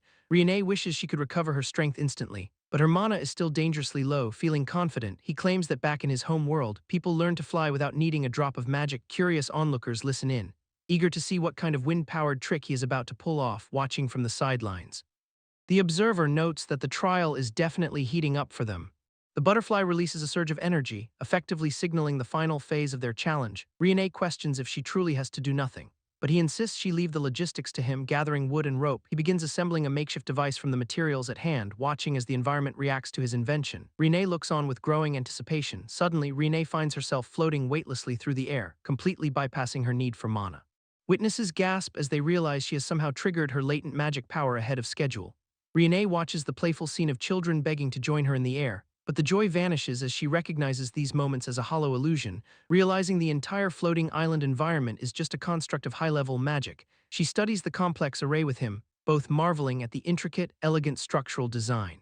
He compares the ancient markings to mathematical formulas, hoping to decode the underlying logic. Finding the creator of this floating island to be a genius of extraordinary proportions, classmates whisper from afar about the girl's mastery over fire, wind, earth, and light, keeping their distance as the teachers prepare a special awakening ceremony just for her. Pulling herself back to reality, Riene desperately tries to shake off the fading dream. Meanwhile, he finalizes the construction of the wind-powered glider he started earlier, urging Riene to channel her remaining mana into the wind tunnel for their escape. Her hands tremble as she pours every drop of power into the glowing orb. Friends watch on as the energy intensifies inside the classroom. Signaling an imminent surge, lightning strikes outside, shattering the calm and catching both of them off guard. Riene shields her eyes from the blinding flash that threatens to disrupt their focus. A terrifying plague beast suddenly manifests in the sky, causing everyone nearby to panic. He desperately tries to pull Riene away from the source of the dark energy. She resists the urge to let go, choosing instead to push her magic even further, radiating raw power. Riene confronts the entity with a display of strength that dwarfs the beast.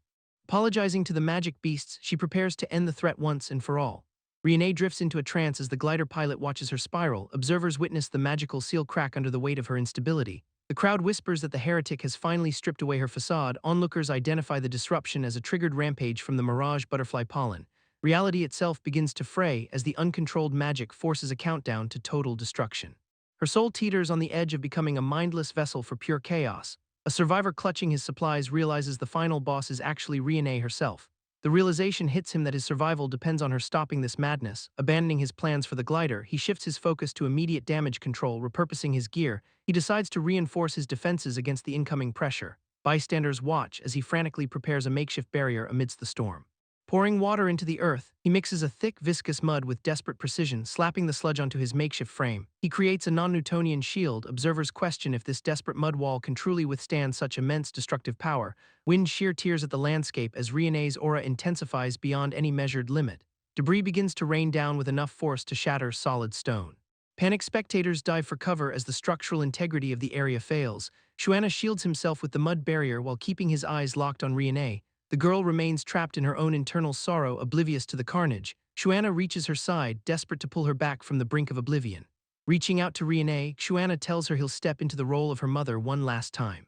Pulling her close, he insists she listen to his voice through the haze of her grief, reminding her that the magic beasts are not her burden to carry alone.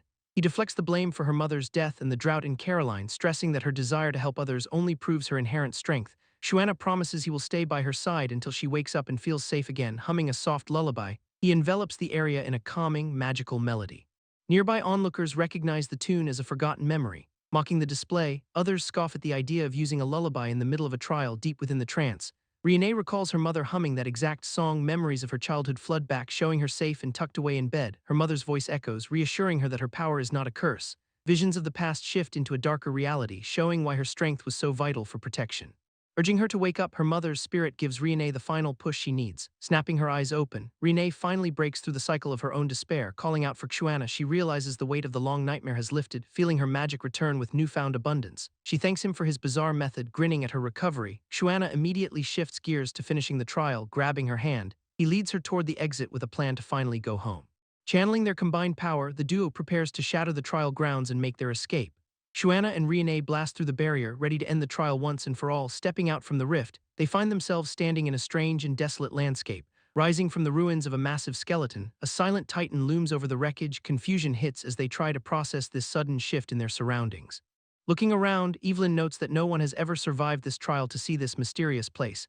Their teacher finally steps forward to announce that they have officially completed the ordeal, declaring them free from the charge of heresy. She confirms their innocence before the gathering. Standing before a colossal statue, Shuana spots a glowing gem embedded in its forehead. Fixating on the stone, he realizes this might be the key to their immediate departure. Grabbing Riene's hand, he promises her that they are heading home at last. Pulling her close, he prepares to trigger their exit from this pocket dimension. Energy ripples outward as the transport spell activates beneath their feet. Cheers erupt from the crowd as the witnesses acknowledge Riene's victory and Shuana's role. Raising a finger, he demands total silence from the onlookers before they leave. Holding tight to her hand, he makes sure she feels secure in this final moment.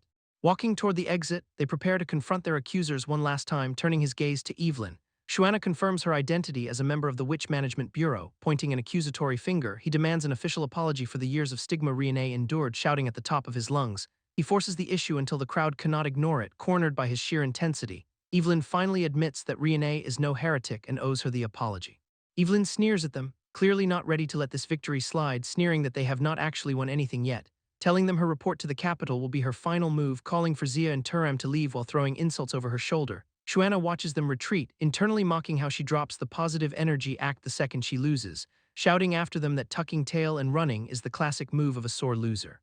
Laughing at the absurdity of their pathetic exit while the crowd watches, finally relieved that the eyesores have left the premises, while Riene gently calls out to Lord Zaipu, who is clearly eating up the sudden wave of adoration from the locals, basking in the praise like a total ham as the townspeople surround him, loudly declaring their support for his marriage to Lady Riene, leaving him completely bewildered by how quickly they started shipping them. Until he realizes the entire trial was broadcast live across the kingdom, mortified that his intimate moments were basically a public stream, listening to the crowd pester him about wedding dates and future plans, while the excited onlookers lose their minds over the potential royal marriage. Realizing he has accidentally become the nation's favorite celebrity couple, feeling the weight of this sudden, massive public attention and looking over at Riene, wondering how this all spiraled so fast.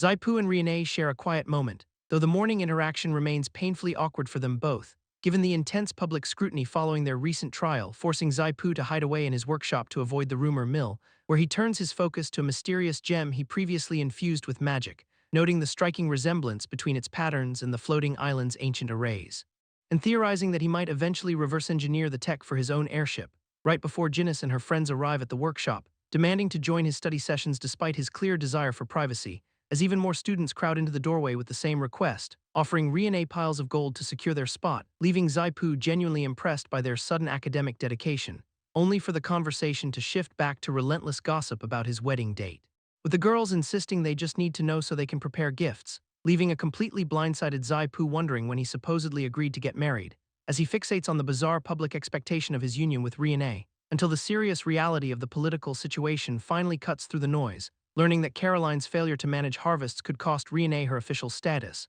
realizing the kingdom is on the verge of stripping her title over tax issues, and understanding that his own position is far more precarious than he ever imagined. Zaipu shuts down the unwanted advances by demanding they stop treating him like a commodity, yanking his wrist away from the persistent admirer with a firm warning, and declaring that any further physical contact will be met with serious consequences, though the admirer only finds his cold demeanor even more fascinating. Before the conversation pivots to the urgent need for a review of Caroline's failing agricultural lands, forcing Zaipu to acknowledge the gravity of the looming political crisis, so he takes charge, brushing off talk of marriage to focus on the kingdom's depleted coffers, insisting that saving the land is the only priority that matters right now, as the group begins a deep dive into the official crop yield records, pinpointing the exact location of the disaster at a place called Emerald Town, where agricultural output has completely bottomed out over the last 5 years, because a mysterious curse has rendered the entire region barren and unusable, leaving Zaipu unimpressed by the standard, ineffective methods used to try and lift it, and lamenting that they lack the proper expertise to handle such a magical anomaly, while he suggests that Riene personally travel to the town to investigate, though the suggestion is immediately met with a firm and protective refusal, as it becomes clear that Riene is being kept under guard for her own safety, leaving Zaipu to question what could possibly be more important than resolving the famine, right before he realizes he's standing in his own office, where the situation takes an awkward turn with an unexpected demand for a marriage proposal. The advisor pushes for a rapid marriage, warning that other women are already circling, but Riene tries to deflect the pressure by claiming she wants to maintain her reputation, which does not stop the relentless teasing about how quickly she needs to lock Zaipu down, though Riene confesses she feels guilty about potentially forcing a commitment on him, and her companion immediately challenges her to admit her true feelings, forcing a flustered, blushing admission that confirms she really does have feelings for him. So the advisor insists on a more aggressive approach, lecturing her on how to properly woo a man, because if she does not make a move soon, Zaipu might just get snatched up by someone else, leaving Riene reeling from the sudden, high-stakes relationship advice. While outside, Zaipu senses a strange presence trailing him through the woods, wondering if Riene is actually stalking him and trying to test his resolve, but after double-checking, he assumes he was just imagining things and turns his attention back to camp, unaware that Poo-Poo, Floro, and Jinlis are actually watching his every move from the shadows, as the group whispers about how Zaipu left without Riene and is now wandering the wilderness, while they busy themselves with camp chores and speculate on his true intentions. wondering if he is secretly pining for someone while acting so shy and reserved, and they watch him from afar, debating the best way to interpret his quiet behavior. Meanwhile, Zaipu complains about the lack of transport and having to camp in the middle of nowhere, completely oblivious to the fact that someone is closing in on him with a plan, when he finally turns around to find a flower being offered to him as a gesture.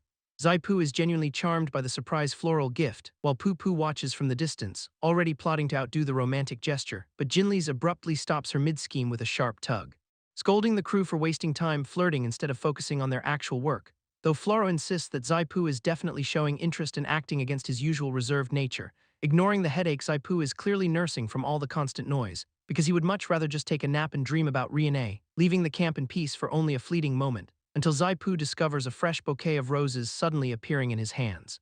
And he immediately demands to know who is responsible for the delivery, while Poo Poo practically leaps at the chance to claim credit for the romantic surprise, prompting Zaipu to call out to the hidden observer to stop the blatant harassment, forcing the cloaked figure to step out and reveal her presence to the group, as Zaipu realizes she was the one tracking him through the wilderness all along, despite Floro trying to keep the overeager Poo Poo under some semblance of control, leading them all to eventually reach the outskirts of Emerald Town, where Zaipu examines the local agricultural stats and the benefits of their specialized planting methods, reflecting on the nostalgic memories of the harvest season he used to watch with his mother, while the locals recognize the visitors and start to react to their sudden arrival, until the entire town suddenly breaks into a panicked frenzy at the sight of them.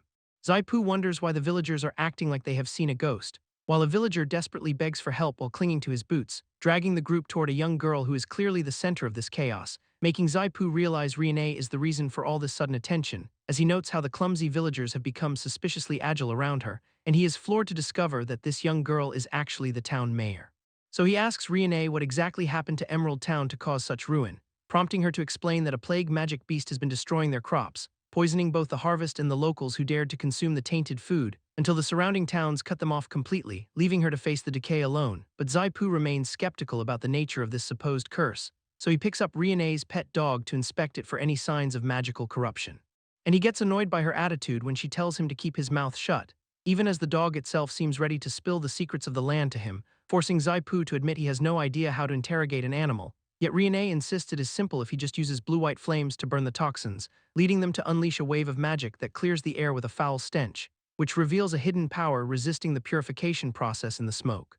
And the lingering haze transforms into something unexpectedly beautiful as it dissipates, so Zaipu immediately orders everyone to use wind magic to clear the remaining fumes. Riene loses her cool, warning Zaipu that if she goes mad she will bite him, while Lin and the others watch as something strange emerges from the disturbed ground. Zaipu declares the interrogation finished and claps his hands to grab their attention, picking up a soil sample to reveal that Emerald Town is suffering from heavy metal pollution, specifically high levels of iron and manganese contaminating the local fields. But Lin just stares, clearly not buying his scientific explanation for the land's decay. Zaipu compares the poisoned earth to a person who ate something they should not have, and Lin mocks him behind her fan, insisting that a curse is definitely not the same as poisoning. So he retorts that since he knows how to handle industrial contamination, he has the situation under control, earning some sarcastic praise from Riene for his supposed husbandly virtues, even though the real mission is meeting Caroline's strict agricultural production targets. Zaipu points out that their current output of 1,720 tons is nowhere near the required 4,200 tons, yet Lin remains completely unconvinced, telling the little pet to give up the dream. Undeterred, Zaipu maps out a plan involving 3 planting seasons to hit their goals by September, which causes Lin to snap and call him an old thing for his stubbornness, prompting Zaipu to fire back as he grabs her chin in a heated argument, and Riene desperately shields him, reminding everyone that Poo Poo is her appointed Minister of Science, while she tries to calm the tension between the bickering pair, pulling Zaipu back before the confrontation escalates any further. But Lin continues to rage, calling his triple harvest plan an absolute idiot's daydream. Zaipu vows to make Lin eat her words once the harvest reality hits her, and Riene seals the deal by shaking hands with him for the future of Emerald Town, moving everyone into their new living quarters where accommodations are already prepped, while Zaipu pats himself on the back for being the indispensable glue holding this family together. Although his sudden boastful confidence leaves Riene standing there in awkward silence, especially when she wonders if a man like him is destined for another woman, which prompts Zaipu to pivot and ask if there is anything Riene needs from him, before he completely loses his composure and gushes over how cute she is just standing there, leaving Riene understandably confused by his sudden change in tone, so he clears his throat to regain his focus for the task ahead, shifting the gears to their temporary office space to get down to business, where Zaipu prepares to unveil the actual strategy for their agricultural comeback, presenting a detailed soil remediation plan that looks surprisingly official, and he tasks Riene with arranging the project execution as the town's lord, pointing out the specific plants required to kickstart the ecological loop, before he reveals the final and most crucial component of his bizarre plan. Clarifying to a puzzled Riene that the creature on the page is just an earthworm, though Riene admits she never encountered them while playing in the mud as a child, and the rest of the team confirms their shared ignorance about the squirmy organism, forcing Zaipu to wonder if his crude drawing is just completely unrecognizable to them. Zaipu scans the empty horizon for any sign of his essential earthworms, but his search only turns up barren, lifeless patches of dirt in every direction, leaving him to realize that this entire world is completely devoid of basic decomposers. So he turns to Riene to explain how vital these little guys are for their mission, stressing that without them, the massive agricultural quota they need to hit is impossible, and he breaks down exactly how earthworms filter heavy metals to purify the soil, demonstrating that this natural approach is the only way to save their harvest. Though Riene suggests using slimes as a potential, albeit questionable, substitute, flipping through a monster encyclopedia to confirm that slimes share similar habitats, and Zaipu is surprisingly sold on the idea after seeing the creature's traits, leading them to head straight for a nearby cave known to harbor slime populations, where Zaipu offers his hand to keep Riene steady in the dark, slippery terrain. Creeping deeper into the cavernous tunnel with their headlamps cutting through the gloom, until they finally spot a single glowing slime pulsing on the cave floor, so Zaipu lunges forward with his net, pinning the gelatinous blob in one motion, gloating about how this is just like his childhood days spent catching frogs, and he encourages Riene to take a turn with the net to get some practice, but she hesitates, worried that her inherent sensitivity to magic might interfere. Needing reassurance that this is just a simple physical task that requires no mana, so Zaipu guides her hands, teaching her the subtle wrist flick needed to secure the catch. Riene takes the net, trying to mimic the technique Zaipu just demonstrated, keeping her eyes locked on the target while she prepares for the swing, and she lunges forward only to miss the mark entirely as the slime hops away, leaving her frustrated while the creature turns to face them with a grumpy expression. Before it suddenly unleashes a high-pressure jet of water straight at the pair, and Riene instinctively throws up a protective barrier to shield them from the blast, but the force is too much, so Zaipu pulls her into his arms to dodge while shoving them both clear of the incoming spray to keep her from getting soaked, and once the danger passes, Zaipu checks on Riene, relieved that she is not hurt, though the sudden closeness leaves both of them flushed and struggling to find words. Soon they return to town, dumping their catch in front of the skeptical local crowd, where people whisper about the absurdity of using monsters to clean up poisoned earth, ignoring the townspeople's doubts while Zaipu sets up a demonstration on a sample, presenting a slab of heavily polluted soil that has been cursed for years, and he places the slime directly onto the dark, toxic mess to begin the work, watching as the creature starts absorbing the corruption into its gelatinous form. While the villagers stare in disbelief, wondering if this really is the miracle they need, and the mood shifts from mockery to cautious hope as they see the dirt change, until the slime deposits a small pile of clean byproduct, proving the concept works, and now Zaipu has the full attention of everyone in town ready to scale up. Zaipu examines the slime ore, realizing this unexpected harvest holds serious potential. While the slime in Riene's hands works its magic to scrub away the lingering stench, confirming to them that the soil purification is actually working exactly as intended, and the villagers watch on, finally acknowledging that Zaipu really does have some genuine skills, celebrating the news that their land is finally on the mend and prosperity might return, as they realize the secret lies in swapping standard earthworms for these efficient little slimes. Plotting out a 3-month timeline for replanting the entirety of Emerald Town, but Floro gets a bit carried away with the praise, clinging to Zaipu like he's a literal god, creating an awkward moment for Riene, who clearly does not appreciate the sudden display of affection, and she stands there looking understandably uncomfortable while the attention shifts to her partner, until their hands brush against each other in the confusion, snapping the tension back. Though the physical proximity only makes things more complicated with Floro still hanging on, eventually forcing Zaipu to gently pull away and create some necessary breathing room, while he makes sure to credit Riene for coming up with the whole earthworm substitution idea, noting that she'd even done the research in the Encyclopedia of Monsters beforehand, which leaves the room stunned at how perfectly the entire plan was laid out. As the group breaks down the logistics of the pure ecological soil remediation plan, calculating that they need to scale up rapidly if they want to cover 1,372 mu of land, so they decide to head for neighboring Havoga, where slimes are reportedly everywhere for the taking, unaware that a local scout is already watching them and planning to sabotage their slime-gathering mission. The scout slips away from the site, desperate to deliver his report to the capital. Arriving at the Grand Havoga Lord's castle where the local ruler currently resides, but his intrusion into the Bath quarters earns a sharp rebuke from Lady Esther, who dismisses his urgent claims about Caroline's soil purification project as trivial nonsense, mocking the idea that anyone would actually value slimes, which she considers worthless pests, though she catches wind of their plan to enter Havoga territory to collect them. Triggering a sudden, possessive rage at the thought of outsiders touching anything in her domain, as Esther declares every blade of grass and grain of dust belongs solely to her, while the scout insists they must intercept the group before Caroline can secure a single one, prompting the Lord of Havoga to plot a way to weaponize their own greed against them, standing up from the water to initiate a new, more aggressive economic strategy. Ordering the scout to flood the neighboring towns and buy up every available slime, forcing Caroline to pay exorbitant prices if she ever wants to see another one, grabbing the scout to emphasize that this is about cornering the entire market. Because if commoners realize the slimes have actual monetary value, they will hoard them all, leaving the scout awestruck by her supposedly brilliant tactical foresight. Despite Esther worrying that her peers might think she's lost her mind over such a cheap creature, handing over a private key to her personal treasury stash to fund the operation, while the scout accepts the responsibility, eager to prove his worth to his mistress, as the two of them seal the deal, setting a trap that threatens to bankrupt Caroline's mission. Esther cracks the whip on her scout to get those slimes snatched up. While back at the palace, Princess Zia ponders if Caroline is actually onto something, wondering if these lowly creatures possess a secret value worth her own attention. Meanwhile, at Waxy Lake, Caroline's team arrives expecting a field full of slime, trekking through the grass with their nets ready to start the harvest, only to find the area strangely picked clean of their target, leaving nothing behind but an empty shoreline and a growing sense of dread. Because the group realizes their prime hunting ground has been completely raided, until they bump into a local who just snatched up the very last one, confirming that a feeding frenzy has broken out and prices are skyrocketing, since every nearby slime has already been bought out by unknown speculators, forcing Caroline to consider just buying the supply instead of catching it herself. But the aggressive market manipulation is already starting to pinch their budget. Realizing someone is clearly hoarding the supply to force them into a corner, and even with their mission to purify the land, the costs are spiraling out of control, finding out from the locals that every slime in Emerald Town is already gone, so Caroline sits down with her records to face the harsh supply shortage, until the third princess appears to check on their failing progress, offering a potential solution to artificially boost their slime population counts, and taps her finger to reveal a new method to bypass the blockade entirely.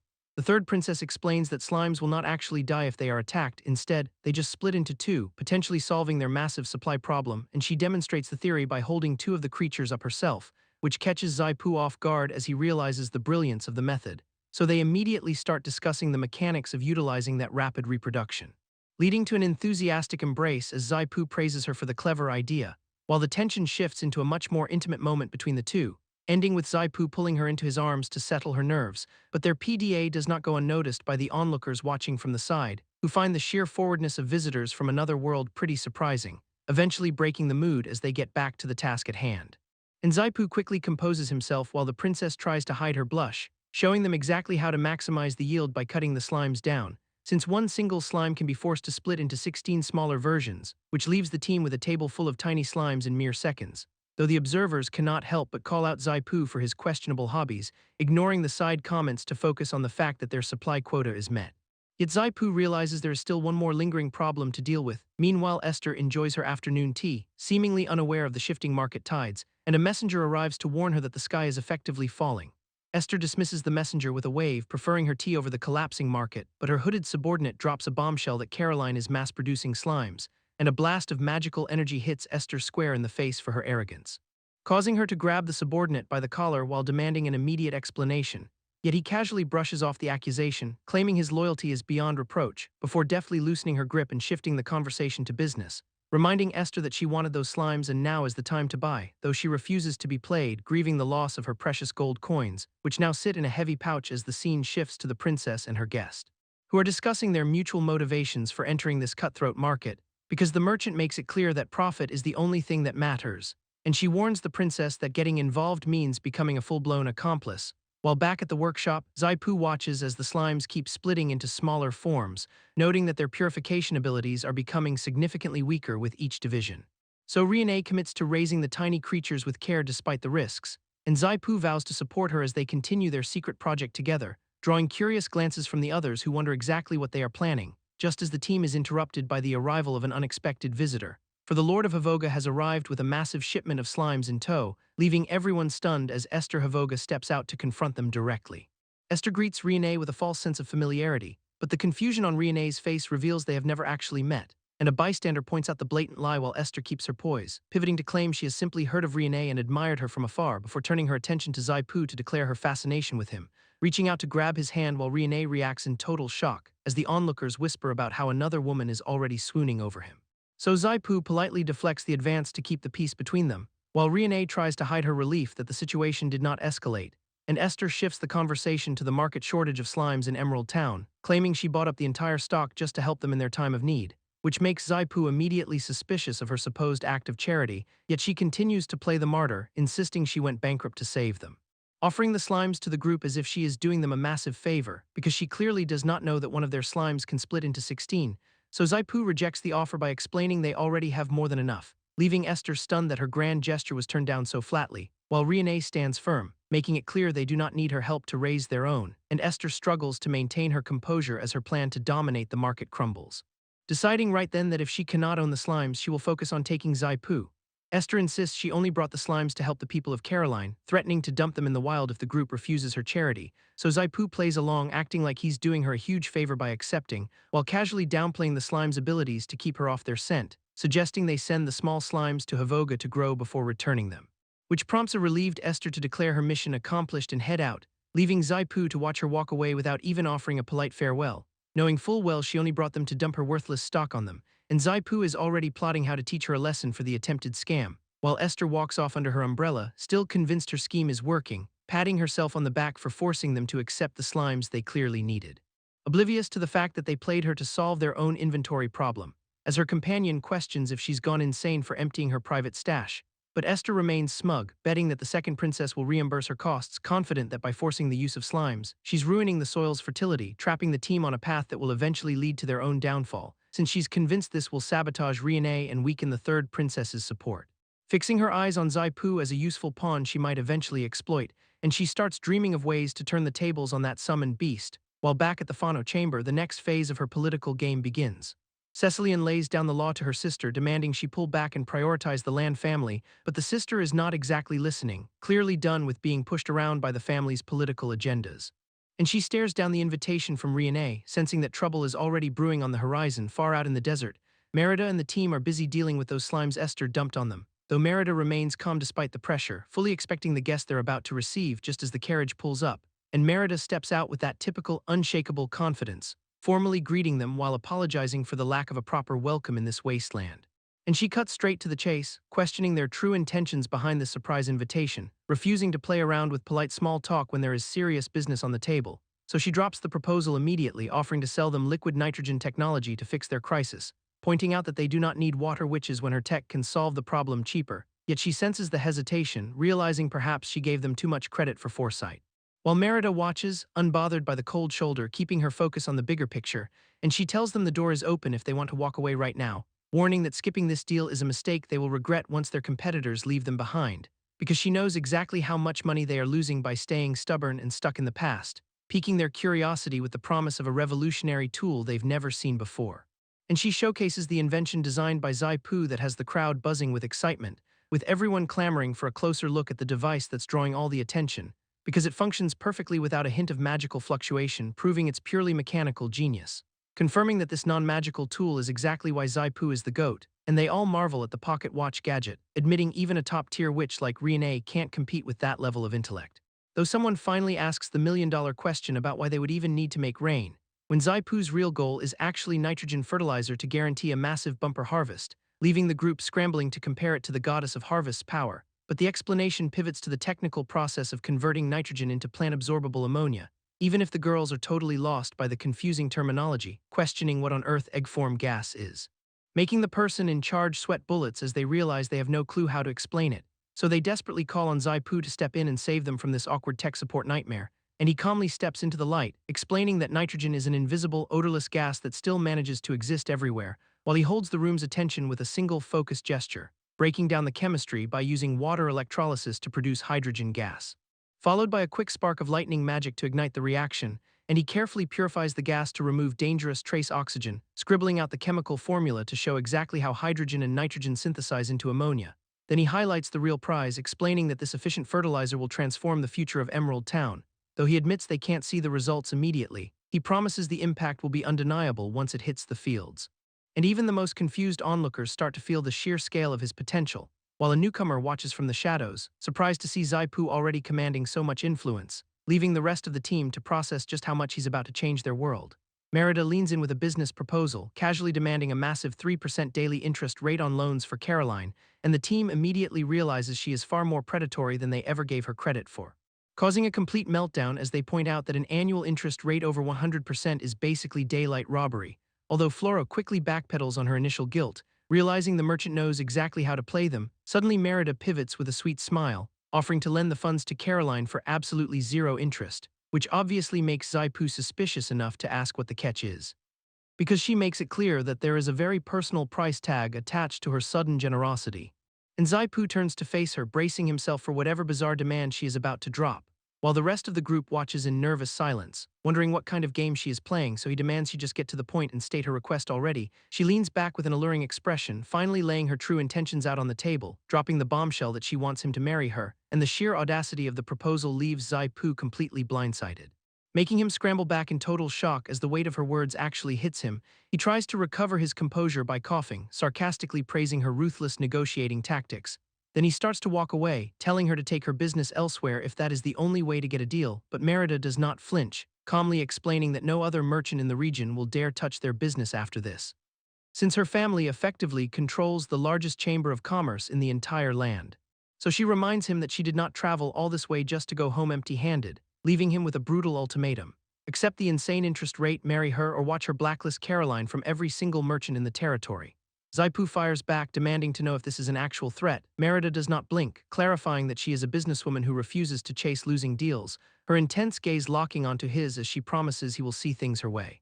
Suddenly, Riene intervenes, offering to broker a deal to get the funds Caroline needs immediately. But a mysterious voice cuts in, mocking Merida as a little sister and demanding she betray Caroline. Merida turns back to Zaipu, insisting that the current terms are actually a bargain. Zaipu remains unmoved, noting that the urgency of their situation does not make her proposal any less predatory. He holds up 3 fingers, countering with a 3-day deadline for her to reconsider the terms. Meanwhile, an eavesdropper outside the door complains about the heavy soundproofing, and she accidentally stumbles right into the room as Zaipu and Merida are mid-conversation. Zaipu immediately catches her in the act, pointing out her blatant spying. She deflects with a cheeky remark about what kind of scandalous requests they were discussing, rambling on about the president's family wanting to buy Zaipu through marriage. Zaipu is completely floored by her ridiculous assumptions while she just giggles. He quickly pinches her cheeks to shut down the gossip, and she promptly declares she is moving into Emerald Town to serve as his assistant, grabbing his hand and insisting he cannot sell himself out to Merida for money. Floro suggests they sell a precious birthday gift from their mother instead to cover the costs. Zaipu gently consoles her, dismissing the suggestion and promising to handle the interest payments. He reassures her with a pat on the head, though the tension of the debt still hangs heavy.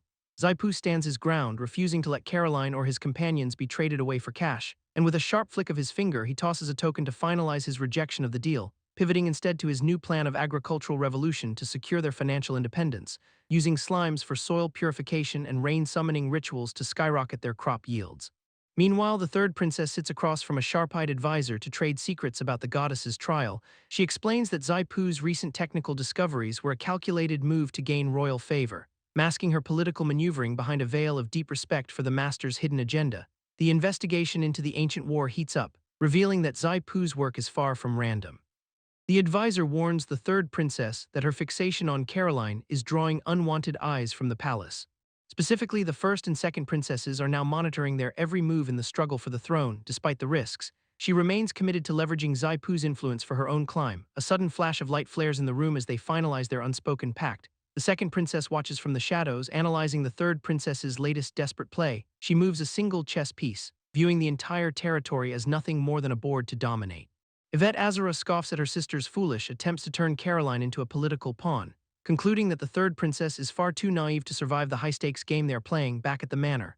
Zaipu is deep in the weeds, frantically brewing his secret sunflower seed oil. He boasts that in 3 days, even the witches will be scrambling to get their hands on this product. Caroline watches him work with intense focus as the concoction nears its final stage. And while the final product looks promising, the girls are left with raw, swollen hands from the manual labor. Zaipu presents his latest invention, claiming this homemade concoction is actually high-quality body wash. He insists that draining Merida's wealth is the ultimate goal, leaving the girls completely horrified by the ingredients. Riene frantically rejects the idea of smearing plant ash and vinegar on her skin, ignoring her protests. Zaipu methodically packs the mixture into containers. A servant interrupts them to announce the Lord of Havoga has arrived for an unexpected visit. The group wonders what exactly makes Emerald Town so significant to these high-ranking figures. Merida questions if there is some hidden value in the local slime ore. She complains loudly about the poverty-stricken environment while they wait for the guests. an alchemy witch carefully examines the slime, fascinated by the unique soil transformation taking place. She becomes completely absorbed in her research, ignoring everyone else in the room entirely. The Lord of Havoga steps forward, trying to keep things professional despite the witch's blatant distraction. Esther and the others arrive, formally meeting the group as the tension shifts. Zaipu stands his ground, ready to see what the Lord of Havoga actually wants. The visitor approaches Riene, admitting he has a personal favor to ask of her. Zaipu watches the exchange closely, immediately sensing that this meeting is far from random. The Lord of Havoga explains that while his people live comfortably, the status quo is becoming unsustainable. He admits being genuinely shocked by how Zaipu's slimes have managed to purify the soil. A formal proposal is made to form a study group to learn advanced management and technical exchanges. Zaipu agrees, realizing he can leverage this opportunity to stop freeloaders from draining his resources. He suddenly recognizes the alchemist, realizing she hails from the prestigious family known for lightning attribute magic. Zaipu mentally catalogs the alchemist's rare lightning affinity, weighing the potential risks of this connection. The Lord of Havoga pushes the request for his witch to join the workshop, forcing Zaipu to consider his next move. Riene grumbles about their history with freeloaders, but Shelina stays quiet as the tension escalates. Zaipu plays it cool, suggesting that Shelina could mentor the alchemist to keep her under observation. The alchemist nods in silent agreement, clearly unaware of the scrutiny she is already under. She remains completely fixated on the slime samples, seemingly oblivious to the political power plays unfolding around her. Zaipu officially tasks Floro with managing the guests, signaling for her to keep a sharp eye on them. Floro enthusiastically accepts the responsibility, practically beaming at the chance to prove her loyalty to Zaipu. Everyone watches as the group begins to disperse, leaving the workspace feeling slightly less crowded.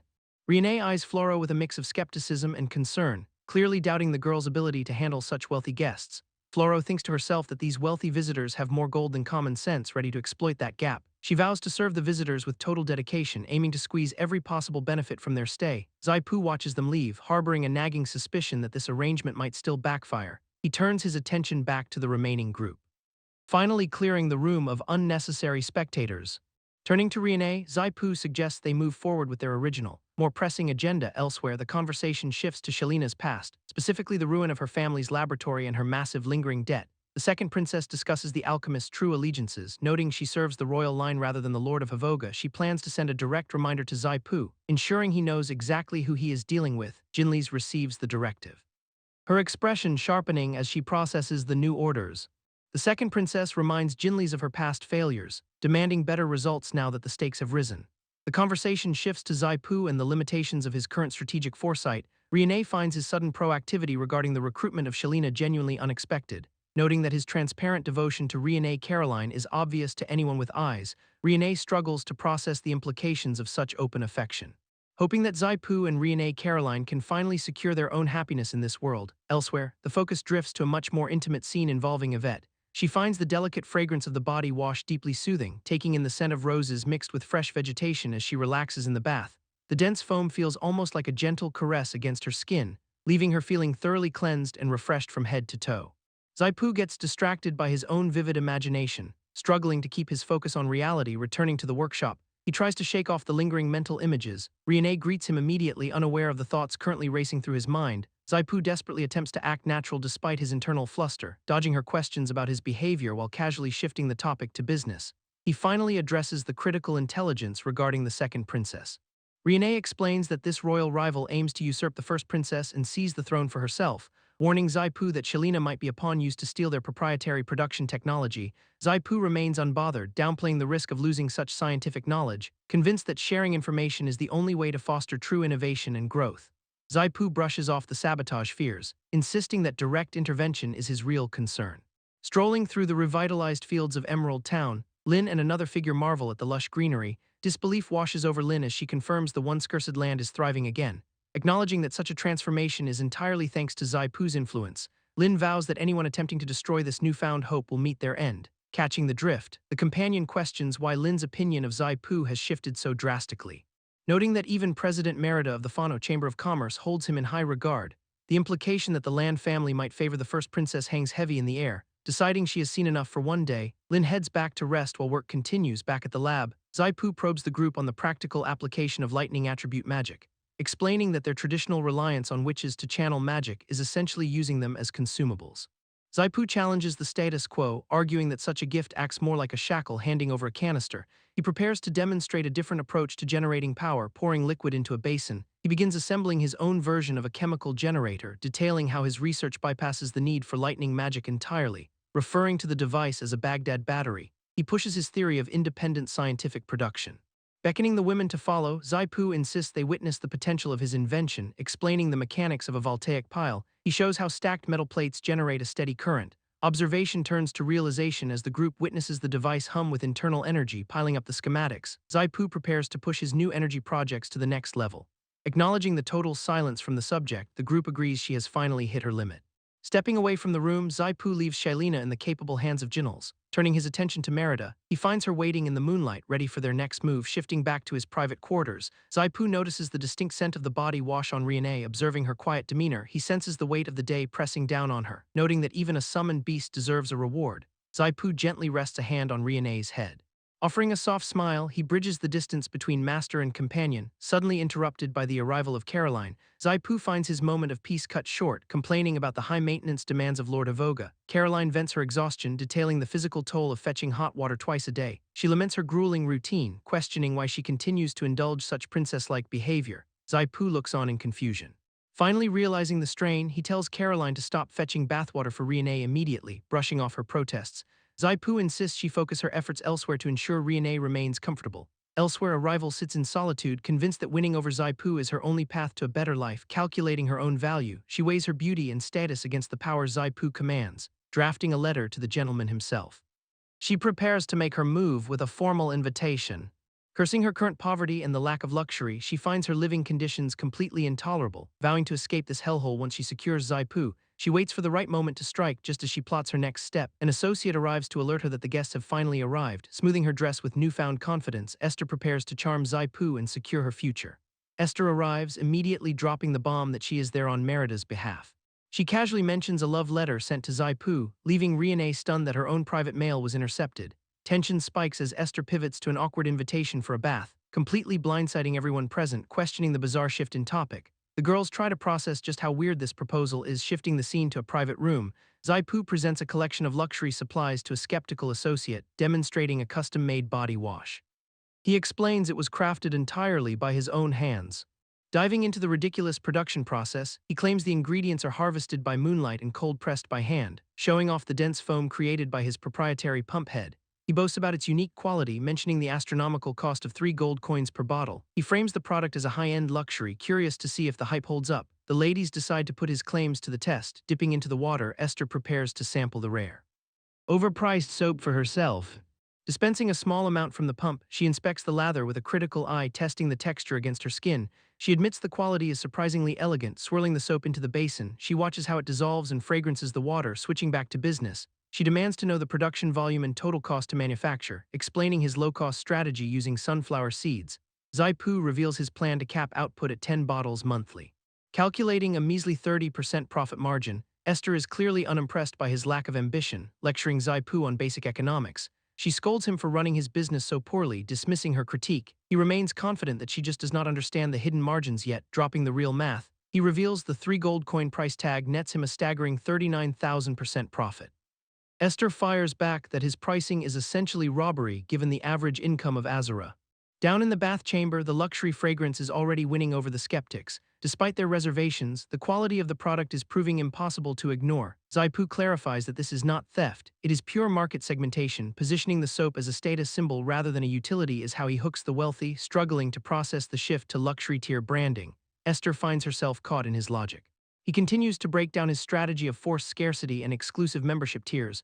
Realization hits her that this business model is designed to manipulate the elite class, coughing to mask her growing interest. She points out that high society is notoriously closed off. Noting her skepticism, Zaipu just smirks, knowing he has already hooked her. He confirms that he has a specific breakthrough plan to bypass those social barriers. Meanwhile, Esther realizes the entire bathing invitation was a setup to trap her into this deal. Deciding she will not be easily played, she notes that the accompanying perfume is quite tempting. Zaipu offers the items as a strategic gift from Lord Zaipu to ensure her favor. Accepting the offer, she decides to play along with his game for the time being. Privately, she acknowledges the political pressure to eliminate Zaipu before he gains too much power. Setting aside the assassination plots for a moment, she agrees to evaluate his luxury strategy, shaking hands on the proposal. They finalize the deal for the upcoming cabinet meeting, agreeing to the terms. Zaipu secures his foothold in her high-end network. Watching him walk away, Esther wonders if his business acumen is a bigger threat than his origins. Pondering his next move, Esther realizes securing a partnership with a man like Zaipu is a necessity. She accepts that if she cannot control him, he will inevitably become her most dangerous adversary. Meanwhile, Zaipu relaxes, celebrating the successful deal that has finally locked Esther into his orbit. Riene wanders in unexpectedly, catching him off guard while he is still basking in the victory. Startled by the sudden intrusion, Zaipu scrambles to cover himself while Riene questions his presence, annoyed by the lack of boundaries. He demands she start knocking before entering his room again. Ignoring his grumbling, she reports that the workshop light is still burning well past midnight. Inside the lab, the lead researcher examines a voltaic battery, noting its potential to mimic lightning magic. She compares the battery's consistent output to the erratic spikes of raw magic tools. Wondering if the device could be refined with magic stone energy, she mulls over the possibilities. Joining her in the lab, Zaipu listens as she explains the mechanics of these volatile materials. Riene describes how magic stones are essentially fossilized power sources soaked in ambient energy for centuries. These stones act as the primary fuel for all modern magic tools. She adds that witches can even imbue their own refined energy into these crystals to recharge them. Realization dawns on Zaipu, who labels the witches as literal organic power banks. Riene laments that without these stones, their faction lacks the resources to attract and keep elite talent. Brushing off the limitation, Zaipu declares he has no intention of relying on such restrictive currency. He outlines a vision where scientific innovation breaks their dependence on the traditional magic stone economy, plotting to bypass the resource bottleneck. He plans to pivot their entire strategy toward industrial advancement. Confused by his confidence, the researcher asks how he intends to compete without the very stones everyone else fights to control. Yvette Azura dismisses the ancient war as ancient history, focusing only on the wealth buried in those ruins. She and Lin discuss the massive magic stone deposits hidden beneath the battlefield. Swirling her wine, Lin wonders if the news of those riches could have been kept secret longer. Had the word not spread like wildfire, their monopoly on the excavation might be secure. Yvette Azura muses on how quickly the world shifted from viewing the war as myth to obsessing over the spoils. Back at the lab, Zaipu argues that raw magic stones are not the ultimate prize. Pointing toward the glowing mineral veins, he claims the real power lies in harnessing the energy within common ores. His vision includes a world where constant artificial light replaces the scarcity of magic-fueled lanterns. Connectivity becomes universal, allowing anyone to communicate across distances without magical interference. Turning dreams into reality, he envisions a future where technology bridges the gap between classes, observing the device. Riene watches him with a mix of skepticism and curiosity. Shifting into practical mode, Zaipu begins assembling a crude but functional circuit. Flame flickers to life beneath the glass vessel, powering the experimental setup, telling Riene that sleep can wait. He focuses intently on the task at hand, connecting the copper wires. He prepares to channel current into the prototype, handing Riene the ends of the wire. He instructs her to hold steady. Confusion flashes across her face as the device begins to hum with activity. Brilliant light suddenly erupts from the coil, catching them both off guard. Realizing the potential, Riene stares at the glowing filament, seeing an alternative to expensive magic lamps. Zaipu explains that mass-producing this technology will finally break their dependency on witches and magic stones for good. Zaipu explains that since he lacks the manpower to investigate the ore reserves himself, he is turning to her, asking if she is willing to take on the mission with his full guidance and technical support. Noting the hesitation in her eyes given they have only just met, she questions the wisdom of such blind trust from a stranger, declaring that anyone who values the pursuit of truth is inherently worthy of his faith, adding that if Pu trusts her, then he does too. Internalizing the weight of his decision to share such guarded secrets so freely, she reaches out through a magical connection to contact Lady Yvette, reporting back on the situation in Emerald Town while Yvette observes from afar. Clutching her findings tightly, she prepares to handle the next phase of her duties. Meanwhile, a servant checks in on the status of the household work.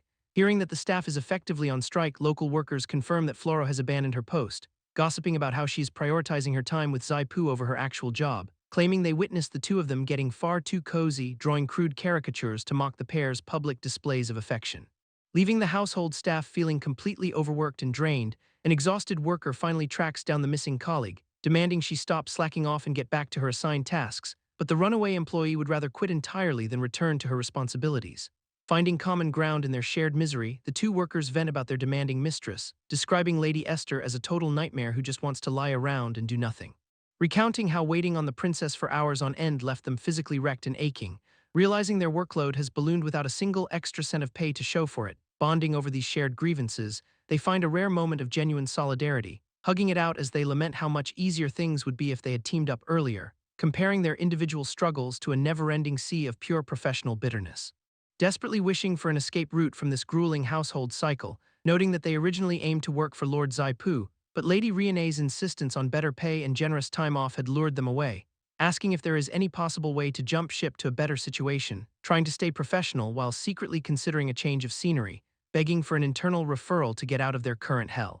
Gossiping about how Esther is just leeching off the second princess's influence, switching scenes to where the report is finally handed off to Lord Zaipu, bragging about being the most capable person on his side, bar none, getting a firm hand on the head as he demands to know why she was busy gossiping instead of gathering intel, dismissing his valid complaints as minor details that hardly matter in the long run, keeping up the act while someone else enters the room. Finally presenting the documented findings on ore handling techniques to Lord Zaipu. Zaipu hands the book over, insisting it belongs to her, though she reminds him that she never agreed to any of this, but he pushes back, claiming the information was meant for her regardless, and she slams her hand down, refusing to be bought off with gifts. Yet Zaipu stays calm, arguing that knowledge is a right, not a bribe, sliding the book toward her while insisting that truth belongs to the curious. Then he turns to walk away, leaving her to process his cryptic words. Meanwhile, Merida reveals the dagger of broken facts to a hesitant Riane, bringing the artifact to Emerald Town specifically to handle this crisis, explaining that using the blade will dissolve Riane's contract as a summoned beast. But Merida leans in, making a request that catches Riane off guard, as the weight of the proposal leaves Riane visibly flustered and uncertain. And Merida offers a pouch of funds as a deposit to help solve their current problems, praising Zaipu's unique qualities while pressuring Riane to admit her own feelings. But Riane shuts the conversation down, clearly refusing to entertain the suggestion. Yet Merida persists, urging her to take the request directly to Zaipu instead, and Riane doubles down on her rejection, pushing the money away in silence, looking down at the pouch with a conflicted expression. As Merida explains that the choice is entirely hers to make in secret, but suddenly activates emergency magic, forcing a direct connection to Zaipu. Merida's emergency magical broadcast cuts straight through to Riane, demanding an immediate update on her romantic progress with Zaipu, and peppering her with a barrage of increasingly intimate and invasive questions, while Riane, flustered and annoyed, calls out this blatant misuse of their connection. But Merida ignores the protest to warn her against handing the dagger of broken packs to Zaipu, claiming that word of the blade has already reached everyone in Emerald Town, and proceeds to spin a paranoid tale about how Merida intends to bribe Zaipu, painting an absurd picture of rival women using strange liquids and manuals, and even suggests that others are actively warming his bed to secure his affection. Leaving Riane struggling to process these bizarre claims she has never heard before. So Merida mocks her for being the last to know about the competition, insisting that Riane must finally take drastic action to secure her position, and the pressure mounts until Riane finally retrieves the dagger of broken packs, deciding that she must act now or risk losing Zaipu forever. Meanwhile, at Merida's temporary residence, the mastermind sips her drink, confident that she has manipulated Riane into hiding the dangerous blade. Knowing that if Zaipu finds it, he will hold a grudge that creates the perfect opening, and she watches from afar as Zaipu arrives, interrupting her quiet moment where he presents her with invitations to an upcoming tasting event, as Merida smoothly pivots to incorporate these new developments into her ongoing scheme. Zaipu examines the invitation details, intrigued by the specific purpose behind the upcoming tasting event. While Merida explains that the event targets noble witches and territories to maximize their reach, noting that exclusive invitations and product samples will naturally cultivate vanity and interest among the elite, so she shifts the conversation to propose a private partnership between just the two of them, catching Zaipu off guard as she questions his commitment to the Land family's interests, and Merida subtly reminds him that family assets are fickle while personal wealth is absolute. Planting seeds of doubt about his current role and his future standing, arguing that Riane will ultimately claim the spoils of his hard work unless he secures his own path. But Zaipu remains silent as he processes the weight of her proposition, and Merida offers him time to decide, punctuating the offer with a playful confession of affection, though Zaipu internally struggles with her relentless habit of proposing marriage on a whim. So he brushes off the suggestion and takes his leave to avoid further complications, returning to his own grounds while pondering the immense potential of a private chamber of commerce, imagining the financial freedom that would come from leveraging such a massive business network, dreaming of raining down wealth and upgrading his status to the absolute peak. Yet his fantasies are interrupted when a messenger approaches him with an unexpected delivery. Handing over a formal dinner invitation directly from Riane, with strict instructions that he must arrive promptly and stay for the entire duration. Meanwhile, Riane, unaware of the schemes brewing, waits in a state of quiet anticipation, hoping that this evening will finally secure the connection she has been longing for. Riane is already spiraling over their upcoming dinner, clutching her pillow while overthinking every single detail. And Zaipu is just as confused, wondering why she's sending formal letters when they literally see each other daily. So he decides to just ignore the cryptic invitation and focus on his own research instead, grabbing his slime companion to get to work on his latest project as he tracks down Shalina in the lab to pitch her a new idea, and she turns around, clearly caught off guard by his sudden appearance, asking him point-blank what he needs from her this time. While he holds up a sample, noting that the winter season is fast approaching, then explains that the soil is ready and he wants her help building a specialized greenhouse, pointing out that combining light, water, and earth magic would revolutionize their agricultural production, since a controlled environment would keep crops thriving regardless of the harsh weather outside, and he promises that this setup will save the witches from having to toil away so hard. But the real challenge is finding a film material with the right transparency and durability, so he asks if Shalina can extract a membrane from their slime samples to use as the base. Yet she shuts him down immediately, insisting she has zero interest in his schemes, though Zaipu tries to press the issue just a little bit further, only to realize he is not going to win this argument right now.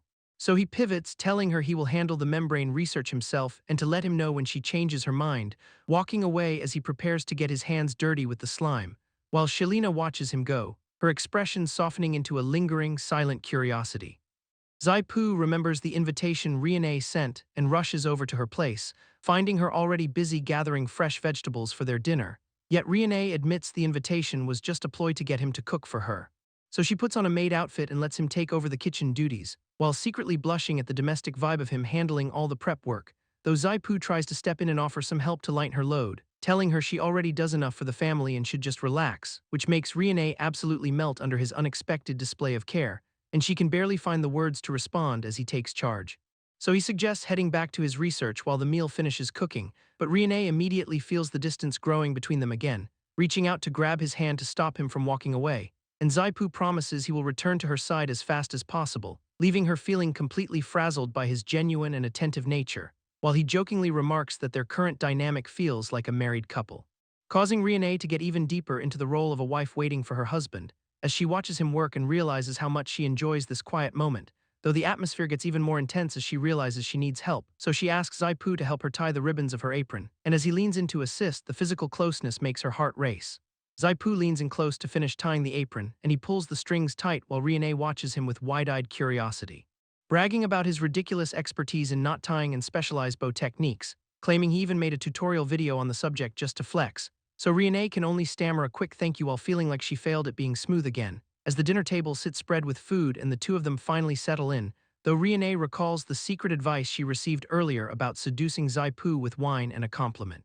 So she prepares to tell him he looks as beautiful as fine red wine, and the memory of the suggestion to just go in for a kiss has her practically hyperventilating, while she stares down at the table and Zaipu looks over in confusion, determined to find her courage as she grips the wine bottle for support, until Zaipu starts to genuinely worry that she is about to bash his skull in with it, but Riene just stands there holding the bottle like it's a weapon, unable to actually get the words out as her hands begin to tremble, and she finally starts pouring but completely misses the glass, spilling the wine everywhere while Zaipu panics over the mess, because the red liquid soaks right through his pants, so she immediately tries to reach out and wipe the spill off him, causing Zaipu to freak out and demand she stop right there, but Riene just stares back at him, confused about why he is so upset over a little wine.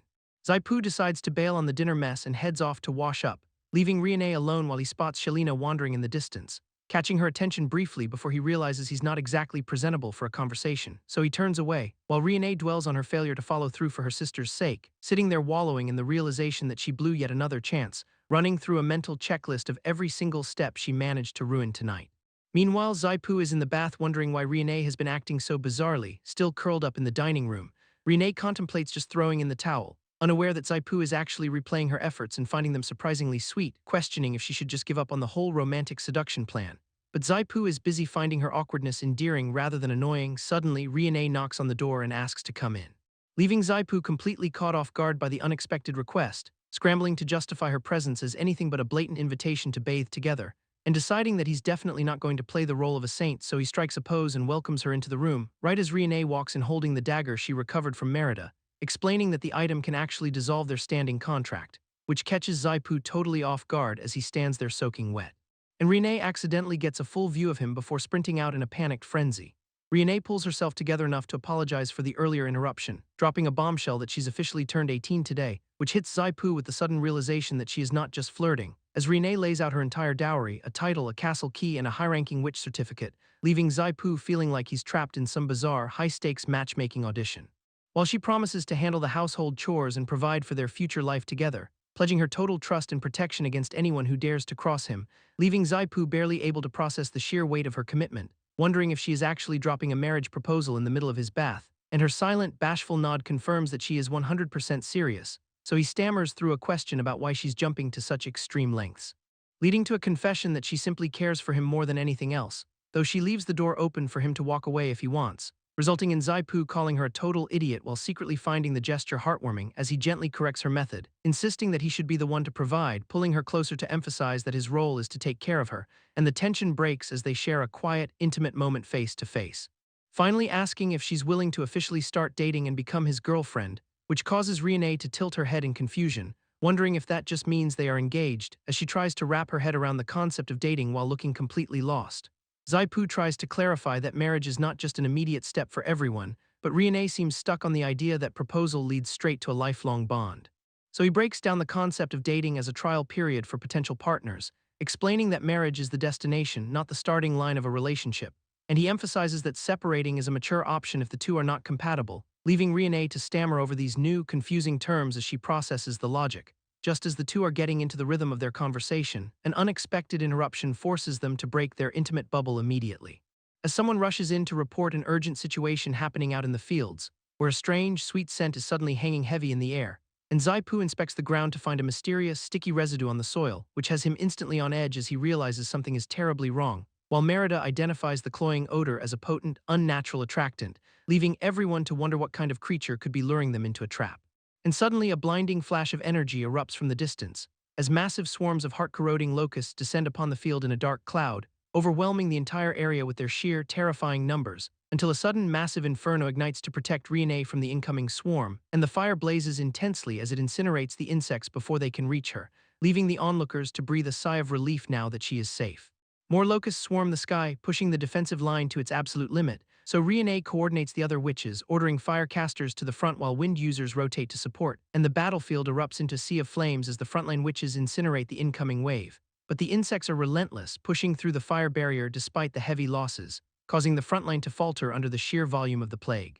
Meanwhile, Zaipu inspects a captured specimen with his magnifying glass, identifying the bugs as a soft-shelled variety, just as he notices Shelina standing isolated and vulnerable on the outskirts of the field, and he calls out for her to use her lightning magic to clear the path, though he remains deeply suspicious about why such a powerful attractant was placed here in the first place, when a strange realization crosses his mind after glancing toward the nearby shadows. Because he spots a mysterious figure lurking in the darkness who seems to be the source of the trouble, and in the confusion, a collision occurs between Shelina and a stranger, resulting in Shelina collapsing onto the ground directly into the sticky trap residue, which immediately draws the entire swarm to descend upon her position, leaving her terrified as the insects close in on her defenseless form, so a desperate cry for help rings out across the field. And a massive bolt of lightning arcs down from the sky, vaporizing the locusts surrounding her, finally clearing the immediate threat and allowing her to catch her breath. While Zaipu watches the scene unfold, his mind racing to connect the dots behind the sabotage, and he concludes that even with their current defensive measures, they are only delaying the inevitable collapse of their magic. Zaipu pivots to chemical warfare, betting that alkaline substances will strip away the pest's protective wax. And he begins gathering household staples like resin and honey to manufacture a makeshift, high-viscosity insect trap, before barking orders at the men to clear the pantry and get those materials to the workshop immediately, so the group scrambles to comply while the swarm continues to press their defensive perimeter, and he drags a confused assistant along to help manage the chaotic chemical production, while in the shadows. A cloaked woman prepares a dark concoction intended to ensnare Lady Yvette. Confident that her sabotage will secure total control over the target, but fire suddenly erupts across the field, forcing her to retreat as the flames consume the surrounding insects, and she collapses from sheer exhaustion, her plan momentarily stalled by the intensity of the magical backlash, until someone reaches out to support her faltering frame, and she stares into the burning chaos while trying to process the sudden turn of events. As a powerful figure stands amidst the blaze, channeling raw energy to forge a weapon against the infestation, pleading for everyone to stay steady while she maintains the containment field, though Zaipu remains focused on the workshop, instructing his crew to boil down the sticky residue and calcine broken shells, because heating these remains creates calcium oxide, a potent tool to alter the soil chemistry, and he explains the science behind creating quicklime to neutralize the locust's breeding grounds. Despite the crew looking completely lost as he keeps firing off complex chemical instructions, so he just tells them to focus on burning the shells and killing the bugs to save what remains of the seedlings, until a sudden movement at the entrance interrupts their work, and Zaipu demands to know the identity of the mysterious intruder, whose presence suggests the sabotage goes far deeper than just a simple pest outbreak. The intruders demand Zai Pu join them, coldly dismissing any involvement in the insect plague caused by Shelina. And they deflect the accusation by claiming Shelina was forced into action by the second princess, while Zai Pu reminds them that Lady Esther actually provided the warning to repel the infestation, but he realizes the sabotage is a calculated play to frame Shelina and ruin Caroline's agricultural progress, pinning Riene down as a convenient scapegoat in this political game. So the hostile party presses Zai Pu to drop the resistance and cooperate, expecting him to just walk away with them without a fight. Although Zai Pu knows a direct confrontation against these odds is a losing gamble, so he plays along with their demand for now but sets a hard condition that the townspeople must be kept safe, which sparks immediate protest from his worried team. Yet Zai Pu shuts them down, insisting that saving the fields is the only priority as he hands over the quicklime to Riene's allies, confident that she will track him down later regardless. Even though the intruders scoff at his concern for others and refuse to honor his terms, but Zai Pu calls their bluff, reminding them that they clearly value his specific skills, and he threatens to expose their mission to Riene, a ninth-tier witch who could easily wipe them out, challenging them to consider if they can survive both his resistance and her wrath, which leaves the intruders no choice but to reconsider their stance. So they begrudgingly accept his conditions and order the crew back to work, leaving Zai Pu to watch them closely while he waits for Riene to arrive. Merida mocks his attempts at diplomacy, proving she was 10 steps ahead with her own secret preparations, and Zai Pu realizes with horror that she holds the Dagger of Broken Facts, a legendary relic capable of undoing their sacred agreements, so she moves to strike the contract and sever their bond, forcing Zai Pu to scramble toward her, desperately trying to block the weapon, while arguing that they should maintain their current arrangement for the time being, leaving Riene visibly shaken by the sudden threat to their connection. But Merida ignores the plea and plunges the blade into the magical contract, sending a surge of backlash that knocks Zai Pu straight to the floor, while Riene watches the energy ripple through their link, feeling the sudden, painful rupture of their contract deep within her own spirit. And both Zai Pu and Riene collapse under the weight of the broken bond,